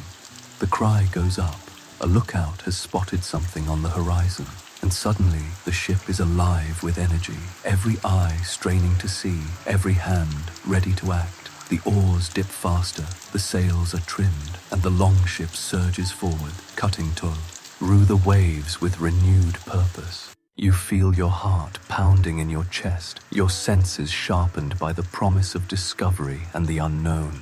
The discomforts of the journey are forgotten, replaced by a surge of anticipation and pride. You are a Viking, a berserker, a member of a crew that has braved the sea and come out the other side. And as the land rises before you, green and wild and full of possibility, you know that you are ready for whatever comes next. The longship glides toward the shore, the dragon's head leading the way, and you stand with your companions, shoulder to shoulder, united by the journey and the promise of adventure. The world is waiting, and you are more than ready to meet it, one wave, one oar stroke, one heartbeat at a time. The longship slides onto the unfamiliar shore with a satisfying crunch, the prow nudging into sand and pebbles as the crew leaps into action, securing ropes and scanning the horizon for any sign of welcome or warning. You step onto solid ground, your legs wobbly from days at sea, and take in the new world around you, a landscape both strange and familiar, with its own smells, sounds, and secrets. The stories you've heard back home paint these moments of first contact in bold, dramatic colors. The fearless Viking horde storming ashore, axes raised, villages fleeing in terror, and treasure ripe for the taking. But as you look around, you realize that reality is far more nuanced and often much more interesting than the legends would have you believe. The truth is, not every encounter ends in battle, and not every foreigner is an enemy. Sometimes the first sound you hear is not the clash of steel, but the cautious greeting of a local trader, his hands raised in peace, his eyes wide with curiosity and calculation. You find yourself in a delicate dance, one that requires as much skill with words as with weapons, and why? I'll quickly learn that the art of negotiation is just as important as the art of war. The first order of business is always to assess the situation. Are the locals friendly, wary, or openly hostile? Do they come bearing gifts, or do they gather in defensive clusters, clutching their own weapons and watching your every move? The chieftain steps forward, bearing calm but alert, and offers the traditional greetings, sometimes in your own tongue, sometimes in a patchwork of words and gestures that everyone hopes will be understood. You watch as the two sides size each other up, each trying to read the intentions behind every glance and movement. There's a tension in the air, a sense that anything could happen, and you feel your own nerves jangling as you grip your axe a little tighter, just in case. But more often than not, the initial wariness gives way to curiosity, and soon the real business of first contact begins. Trading is the preferred outcome, and you're surprised by how much of it there is. The locals are eager to see what you have brought: furs, amber, finely crafted weapons, and the occasional oddity from lands even farther away. In return, they offer their own goods: grain, wine, silver, pottery, and sometimes even stories or songs. The negotiations are lively, full of haggling, laughter, and the occasional misunderstanding that is quickly smoothed over with a joke or a shared drink. You find yourself bartering for things you never knew you needed, marveling at the craftsmanship of a foreign brooch or the taste of a new kind of bread. The market is a riot of color and sound, a place where cultures collide and blend, and you realize that the world is much bigger and much more connected than you ever imagined. Of course, not every encounter is so harmonious. There are times when suspicion outweighs curiosity, when old grudges or recent rumors turn a simple meeting into a tense standoff. You see it in the way the locals cluster together, their eyes darting from your weapons to your faces, their voices low and urgent. The chieftain's words are measured, his tone carefully neutral, and you sense the undercurrent of danger that runs just beneath the surface. Sometimes a single spark, a careless word, a misunderstood gesture, a sudden movement can set off a chain reaction, and you find yourself in the middle of a confrontation that could go either way. The air is thick with possibility, and you feel your heart pounding as you wait to see which way the wind will blow. In these moments, the discipline and training you've honed back home come to the fore. You stand ready, your shield at your side, your eyes on your companions, trusting that everyone knows their role and will act as one if things turn violent. But more often than not, cooler heads prevail, and the standoff ends with a wary truce, a promise to return another day, or even the beginnings of a new alliance. You learn to appreciate the subtlety of these encounters, the way a well-timed joke or a shared meal can diffuse tension and turn potential enemies into future partners. There are, of course, times when violence is unavoidable. Raiding is part of the Viking way, a means of survival as much as a quest for glory, and there are moments when negotiation fails and the only option is to fight. The clash of battle is as chaotic and terrifying as the stories suggest. Shouts and screams, the ring of steel on steel, the rush of adrenaline as you charge into the fray. But even here, the reality is more complicated than the legends.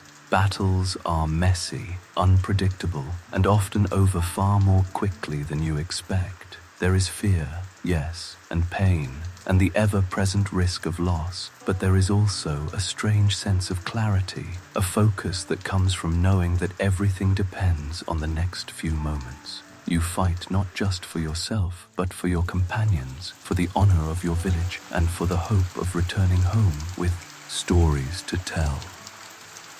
When the dust settles, you take stock of the aftermath, counting the wounded, tending to the fallen, and sometimes offering mercy to those who surrender. The line between friend and foe is often blurred, and you find yourself wondering about the lives of those you have fought, their families, their hopes, and their fears. It's a sobering reminder that every raid, every battle, leaves its mark on both sides, and that the true cost of violence is measured not just in treasure, but in the scars, seen and unseen, that everyone carries home.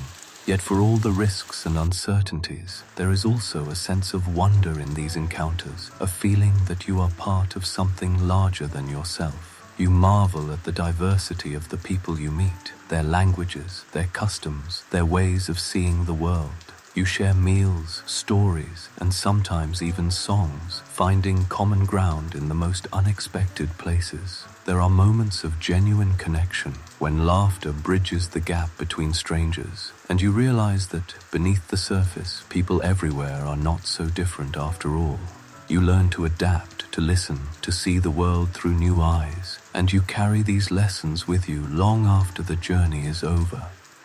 The longship becomes a floating embassy, a place where cultures meet and mingle, and you find yourself changed by the experience, your horizons broadened, and your heart a little more open to the possibilities of the world. Humor is a constant companion on these journeys, a way to break the ice, to ease tension, and to remind everyone that life is too short to take too seriously. You laugh at the absurdities of travel, the time someone tried to trade a goat for a silver cup and ended up with a basket of onions instead.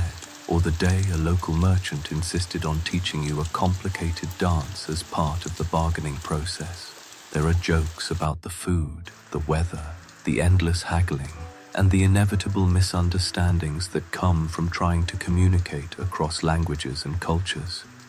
You find yours, elf telling stories of your own, embellishing the details just enough to keep your audience entertained, and you realize that storytelling is a universal language, a way to build bridges and forge friendships even in the most unlikely circumstances.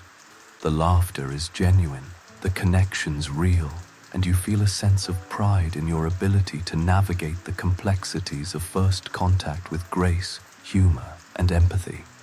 As the days pass and the business of trading, raiding, and everything in between draws to a close, you begin to feel the pull of home.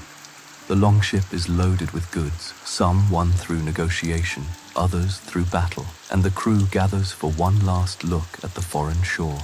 There is a sense of accomplishment, a feeling that you have faced the unknown and come out the other side, changed but stronger for the experience. The farewells are bittersweet, a mix of relief and regret, and you find yourself promising to return, to trade again, to share more stories and laughter in the future. The journey home is quieter, the excitement of adventure giving way to reflection and anticipation. You share your experiences with your companions, comparing notes, reliving the highlights, and teasing each other about the mishaps and misunderstandings that have become part of the legend. The bonds forged on the journey are stronger than ever, tempered by the challenges you have faced and the memories you have made together. As the coastline of home comes into view, you feel a surge of emotion, a mixture of pride, relief, and gratitude. The longhouse awaits, its fire burning bright, and you know that you will be welcomed with open arms, your stories eagerly awaited by those who stayed behind.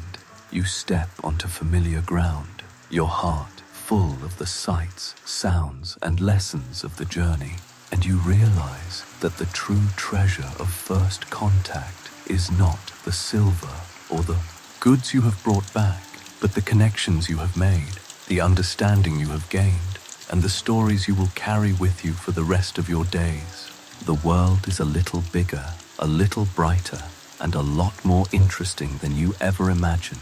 And as you settle back into the rhythms of home, you find yourself already dreaming of the next adventure, the next encounter, the next chance to see what lies beyond the horizon. The first glimpse of home after a long journey is a feeling that never quite loses its magic, no matter how many times you've set out across the sea or braved the unknown. As the longship rounds the final bend and the familiar outline of your village comes into view, a wave of relief and anticipation washes over you, mingling with the ache in your muscles and the salt still crusted on your skin. The air smells different here, richer, earthier, tinged with wood smoke and the promise of something simmering in a pot. You can hear the distant shouts of children, the lowing of cattle, and the unmistakable sound of someone chopping wood. All the ordinary music of daily life that you never realized you missed until now. The longhouse stands at the heart of it all, its roof patched and weathered, its walls sturdy and welcoming. And as you step onto solid ground, you feel the tension of the journey begin to melt away, replaced by a deep, bone-deep sense of belonging. The homecoming is a celebration, a ritual as old as the village itself, and everyone turns out to greet the returning crew. There are cheers and laughter, embraces that last a little longer than usual, and the kind of backslapping that leaves you grinning and wincing at the same time. The children dart between legs, wide-eyed and eager for stories, while the elders look on with a mixture of pride and relief, their faces softening as they count heads and silently give thanks for every soul returned. The chieftain offers a few words, some formal, some teasing, all heartfelt, and then the real festivities begin. Inside the longhouse, the fire is blazing, casting a golden glow over the crowded benches and the tables groaning under the weight of food. The feast is a riot of color and scent. Platters of roasted meat, bowls of steaming stew, fresh bread still warm from the oven, and wheels of cheese that have been hoarded for just such an occasion. There's mead and ale, of course, passed from hand to hand, and the laughter grows louder with every cup. You find a place among your friends, your family, your fellow warriors, and let the warmth of the fire and the company seep into your bones. The food tastes better than you remember. Maybe it's the hunger, maybe it's the relief, or maybe it's just the joy of being home, surrounded by people who know you, flaws and all. You tear into a hunk of bread, savoring the crunch of the crust and the softness inside, and listen as the stories begin to flow. Every journey has its legends, and tonight the tales grow taller with every telling. The children are spellbound, their eyes wide as saucers as they listen to accounts of distant lands, strange customs, and narrow escapes. The adults laugh and groan in all the right places, adding their own memories and embellishments, and you realize that the line between truth and fiction is as blurry as ever. Someone raises a toast to the crew, to the chieftain, to the gods, and to the luck that brought everyone home, and you join in, your voice hoarse but happy. Yet, for all the celebration, there's an undercurrent of exhaustion that runs through the room, a quiet acknowledgement of the toll the journey has taken. You feel it in your own body, the heaviness in your limbs, the sting of old wounds, the way your mind drifts in and out of the conversation, caught between the present and the memories of the road. Fame, it turns out, is a double-edged sword. There's pride in the way people look at you, in the way your name is whispered with Adin, iration or envy, but there's also a sense of distance, a feeling that the stories being told are about someone else, someone braver, stronger, or luckier than you feel right now. You catch the eye of another returning warrior, and in that brief glance, you share an understanding, a recognition of the gap between legend and reality, between the glory of the tale and the quiet relief of simply being home.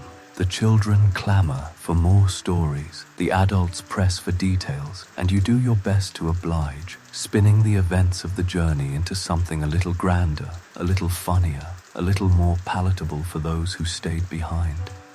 You leave out the moments of fear, the nights when the sea seemed endless and the future uncertain, the aches and doubts that crept in when no one was looking.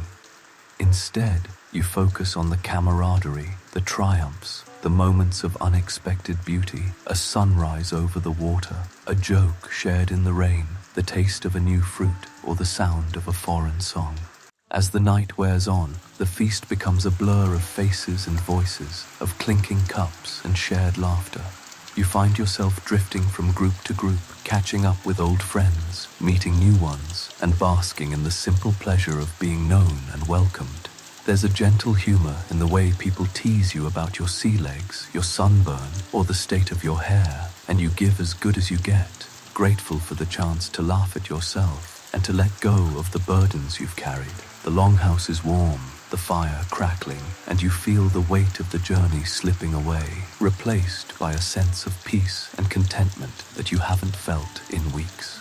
The elders share their own stories, some true, some wildly exaggerated, and you realize that every generation has its own adventures, its own legends, its own way of making sense of the world. The children eventually fall asleep, curled up on benches or in their parents' laps, their dreams no doubt filled with dragons, treasures, and the promise of their own adventures to come. As the feast winds down and the fire burns low, you slip outside for a breath of fresh air, the cool night wrapping around you like a familiar cloak. The village is quiet now, the stars bright overhead, and you take a moment to let it all sink in. The journey, the homecoming, the bittersweet mix of pride and relief. You think about the stories that will be told in the days and weeks to come, the way your own experiences will be woven into the fabric of the community, becoming part of the collective memory that binds everyone together. You know that the glory of legend is fleeting, that fame is as much about the storyteller as the story, and that the real reward is the chance to come home, to share a meal, to laugh and rest and simply be. You head back inside, the warmth of the longhouse drawing you in, and find your place among your people, grateful for the comfort of belonging, for the love that waits at the end of every journey, and for the knowledge that, no matter how far you roam, there will always be a place for you here, in the heart of the longhouse, where feasts, fame, and family come together in a celebration of life, laughter, and the enduring power of home. You've heard the stories, of course, the tales of berserkers who could summon a wild, unstoppable fury, who seemed to become more beast than human in the heat of battle, who fought with a strength and abandon that defied explanation. Around the fire, these stories are told with awe and a touch of fear, the line between admiration and wariness always a little blurred. But as you settle into the quiet after the feast, the fire's glow softening the shadows in the longhouse, you begin to wonder what it really means to live with the mind of a berserker. Is it a gift, a curse, or something in between? The truth, as always, is more complicated than the legends suggest. In the world of the Vikings, the mind is not a private, clinical thing, but a landscape shaped by ritual, belief, and the ever-present demands of survival. The berserker's rage, berserker gang, as it's called, is not just a matter of temperament or willpower, but a state that is cultivated, prepared for, and in some ways, feared.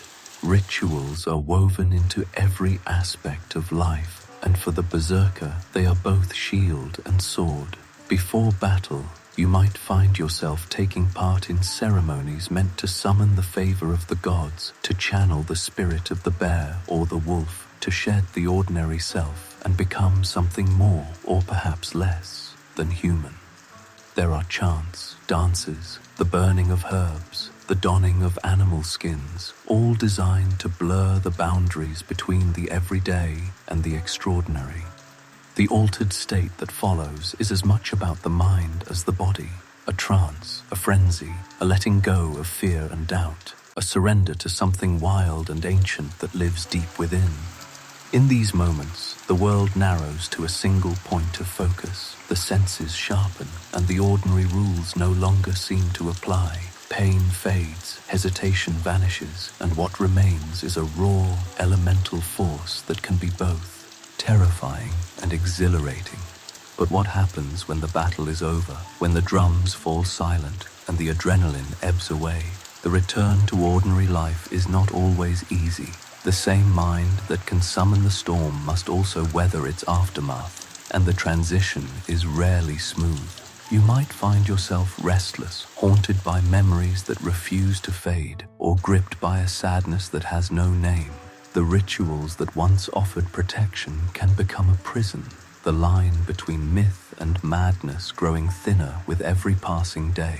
In the Viking world, there are words for these states, words that speak of spirits, curses, or the will of the gods. But there is also a deep, unspoken understanding that the mind is a fragile thing, easily wounded and slow to heal. The community offers support in its own way, a place by the fire, a listening ear, the comfort of shared stories, and the knowledge that you are not alone. Yet there is also a sense of isolation, a feeling that no one else can truly understand what it means to walk the edge between worlds, to carry both the glory and the burden of the berserker's mind. Modern eyes might see these experiences differently. Today we have words like trauma, post-traumatic stress, and dissociation, terms that try to capture the complexity of what happens when the mind is pushed to its limits. We understand, at least in part, that the berserker's rage might be a way of coping with fear, of surviving in a world where violence is never far away. The altered states, the rituals, the sense of transformation, all of these can be seen as tools for managing the unbearable, for giving shape and meaning to experiences that might otherwise be overwhelming. The berserker's mind, in this light, is not so different from the minds of soldiers, first responders, or anyone who has faced danger and come out the other side changed. The line between myth and mental health is not as clear as we might like to think, and the stories we tell about ourselves, about others, are as much about making sense of pain as they are about celebrating strength. There is, too, a question of identity. Who are you when the battle is over? Are you the hero of the story, the monster, or something else entirely? The berserker's mind is shaped by the expectations of the community, by the roles you are asked to play, by the stories that are told about you and the ones you tell yourself. There is pride in being feared, in being seen as powerful and untouchable, but there is also loneliness, a sense that you are always a little apart, always performing, always at risk of losing yourself to the very force that makes you special. The animal skins, the rituals, the wildness, they are both armor and mask, protection and prison. You might find comfort in the company of others who share your path, in the brotherhood of those who understand what it means to walk the edge. But even here, there are secrets, silences, things that cannot be spoken aloud. The mind of the berserker is a place of contradictions, strength and vulnerability, pride and shame, connection and isolation. Yet, for all its challenges, there is meaning to be found in the berserker's mind. The rituals, the stories, the sense of belonging to something larger than yourself, all of these offer a way to make sense of the chaos, to find purpose in the struggle. You learn to honor the wildness without letting it consume you, to accept the scars as part of your story, to seek out moments of peace and connection in the midst of turmoil. The community, for all its flaws, offers a kind of healing, the chance to be seen, to be heard, to be held in the circle of the fire and reminded that you are not alone. The myths may exaggerate, may blur the line between truth and fiction, but they also offer hope, a way to believe that the mind, no matter how battered, can find its way home.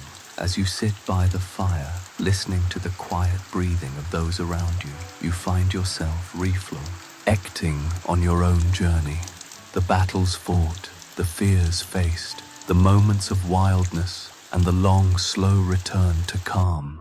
You think of the rituals that have shaped you, the stories that have sustained you, the people who have walked beside you on the path. You realize that the mind of the berserker is not so different from any other mind, full of longing, of questions, of the need to belong and to be understood. The myths may speak of madness, of uncontrollable rage, but beneath it all is a very human heart, beating with hope, with sorrow, with the desire to find meaning in a world that is often unpredictable and hard. You look around the longhouse at the faces of your companions, each one carrying their own burdens, their own stories, their own ways of making sense of the world. You feel a surge of empathy, a recognition that everyone, in their own way, is walking the edge, searching for balance, for peace, for a place to call home. The fire crackles, the night deepens, and you let yourself rest, knowing that the mind, like the body, needs time to heal, to dream, to remember who you are beneath the stories and the scars. The berserker's mind is a mystery, a marvel, a testament to the resilience of the human spirit. And as you drift towards sleep, you carry with you the hope that, whatever storms may come, you will find your way through, guided by the rituals, the stories, and the quiet strength that lives within. Night falls gently over the village, the last streaks of sunlight fading behind the dark silhouettes of pine and spruce, and the longhouse glows like a lantern in the deepening blue. The air outside is crisp and still, carrying the faint scent of wood smoke and the distant hush of the sea. But inside, the world is warm and alive with the quiet rituals of evening. You settle onto your bench or bed of straw, the day's aches softened by the promise of rest and lee. Yet your senses adjust to the slower, softer pace of night. The fire at the heart of the longhouse burns low and steady, its embers painting the walls with shifting patterns of gold and red. and the voices around you drop to a gentle murmur, the laughter and bustle of the feast giving way to the hush of shared stories and the comfort of familiar company. There's a rhythm to these evenings, a sense of order and belonging that wraps around you like a favorite blanket. The elders begin their tales, their voices weaving together memory and myth, and you find yourself drawn in, lulled by the cadence of words and the flicker of the flames. The stories are old, some as ancient as the stones beneath your feet, and they carry the wisdom of generations, lessons about courage and kindness, warnings about pride and folly, and always, always the reminder that you are part of something larger than yourself. The children listen with wide eyes, their heads resting on their mother's laps or tucked beneath a sibling's arm, and you remember your own childhood. The way the world seemed both vast and safe when you were surrounded by the people you loved. As the stories wind down, the mood shifts again, growing softer, more intimate. Someone hums a lullaby, the melody simple and sweet, and the sound drifts through the longhouse like a blessing. You feel your own eyelids growing heavy, your body relaxing into the gentle embrace of sleep, and you realize how different this is from the nights you've known in the modern world. There are no glowing screens, no endless scroll of news and worries, no alarms set for the morning's rush. The anxieties that so often keep you awake, deadlines, emails, the relentless pressure to do and be more, have no place here. Instead, there is only the slow, steady rhythm of the fire, the quiet breathing of your companions, and the knowledge that tomorrow will come in its own time, bringing with it the same familiar tasks and the same opportunities for laughter, work, and rest. The world outside may be wild and unpredictable, but within these walls, the kiln rears a sense of safety, of continuity, of peace. You listen to the sounds of the night, the crackle of the fire, the soft rustle of straw, the occasional sigh or snore from a neighbor, and let your mind drift. The worries of the day slip away, replaced by the gentle certainty that you are exactly where you need to be. The Longhouse is a world unto itself, a place where the boundaries between past and present blur, and you are free to simply exist, to rest, to dream. You think of the people around you, family, friends, strangers who have become companions, and feel a quiet gratitude for the bonds that hold you together. There is comfort in the closeness, in the shared warmth and the unspoken understanding that everyone here is part of the same story, each person a thread in the tapestry of the village. As sleep draws nearer, you let yourself be carried by the rhythms of the night, the slow, steady pulse of life in the north. The fire burns lower, the stories fade into silence, and the Longhouse settles into a deep, collective rest. You feel your breath slow, your muscles loosen, and your thoughts grow soft and hazy like the mist that drifts over the fields at dawn. The world outside is vast and mysterious, but here, in the heart of the Longhouse, you are safe, sheltered, and at peace. You close your eyes, letting the last echoes of the lullaby linger in your mind, and surrender to the gentle pull of sleep, knowing that you are held by the rhythms of the past, the comfort of community, and the promise of another day to come. As the embers of the Longhouse fire glow softly in the darkness, and the world outside slips into silence, your thoughts drift to the stories that will linger long after the night is over. The tales of berserkers, whispered and sung, painted in bold colors and wild shapes by generations who never knew you, but felt the echo of your footsteps in their trees. Arms.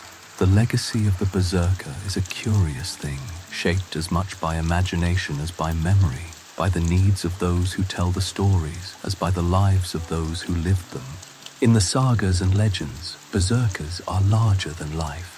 Wild-eyed warriors who could not be stopped, who fought with the strength of beasts and the fury of storms, who seemed to belong more to the world of gods and monsters than to the quiet, everyday world of hearth and home.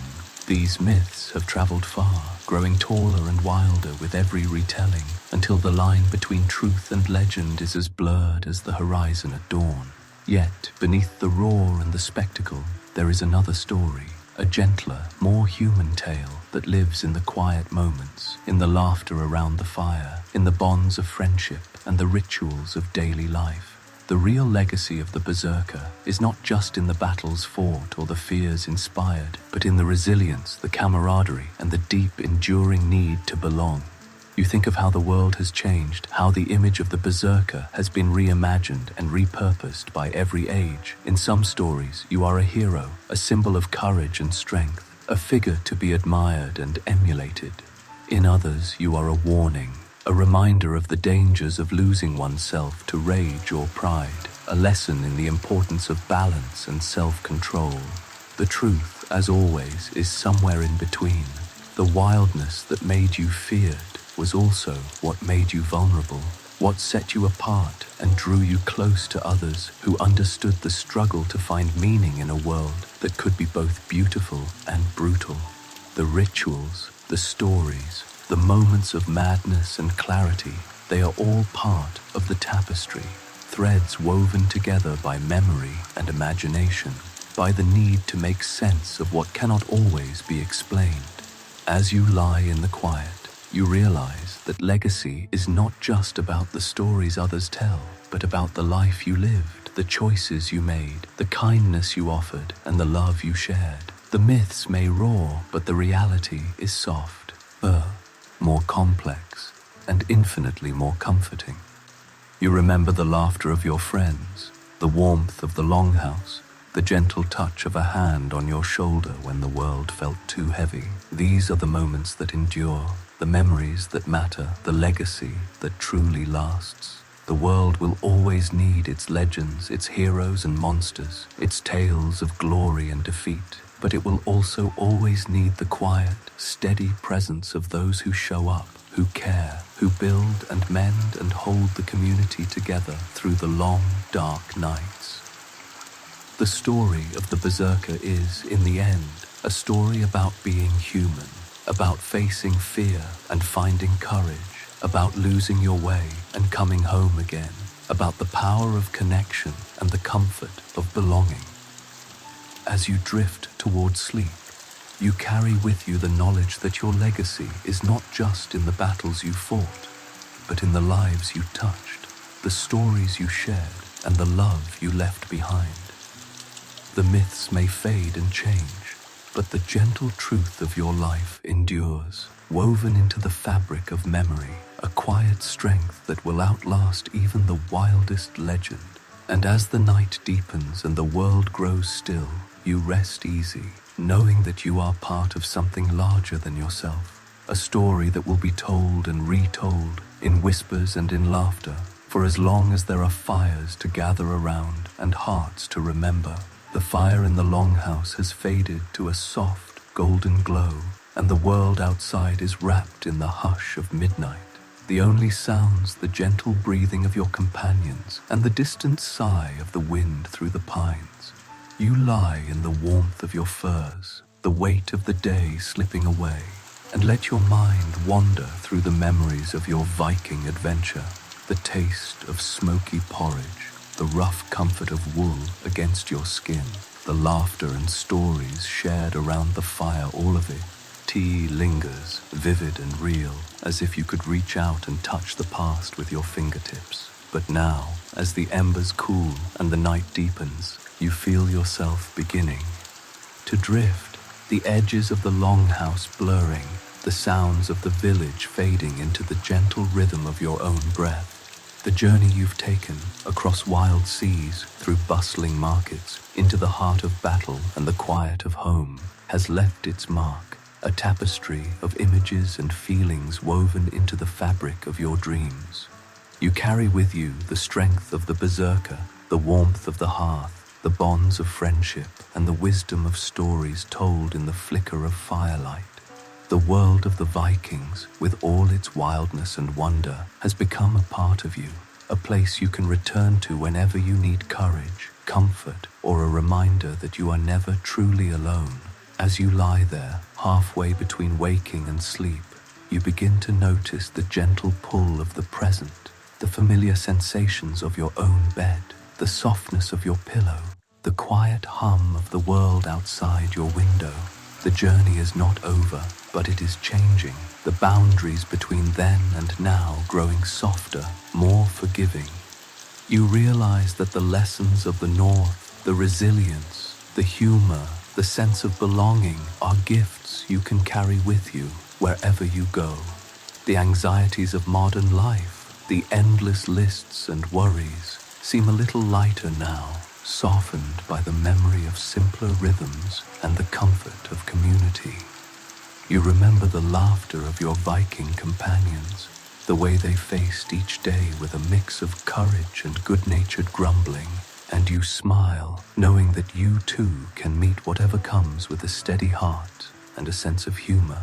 The stories you've lived tonight are yours to keep, a secret treasure to draw on when the world feels overwhelming or lonely. You can return to the longhouse whenever you wish, to the warmth of the fire, the sound of lullabies, the gentle presence of friends and family. The North is always there, waiting in the quiet spaces of your mind. Read, to offer comfort, perspective, and a touch of adventure whenever you need it. As you drift deeper into sleep, you let go of the last threads of the day, surrendering to the peace that comes from knowing you are safe, cared for, and part of a story that stretches far beyond your own life. The dreams that come are gentle and bright, of pine forests and starlit seas, of laughter and song, of journeys taken and journeys yet to come. You are both Viking and dreamer now, carrying the best of both worlds within you. The night is long and peaceful, the future wide and open, and you rest easy, knowing that you can always find your way home, to the North, to yourself, to the quiet strength that lives in your heart. So let yourself drift, let the world grow soft and distant, and trust that you are exactly where you need to be. Sleep well, dream deeply, and remember, the adventure is never truly over, and you are always welcome by the fire, in the company of legends and friends, wherever your dreams may take you.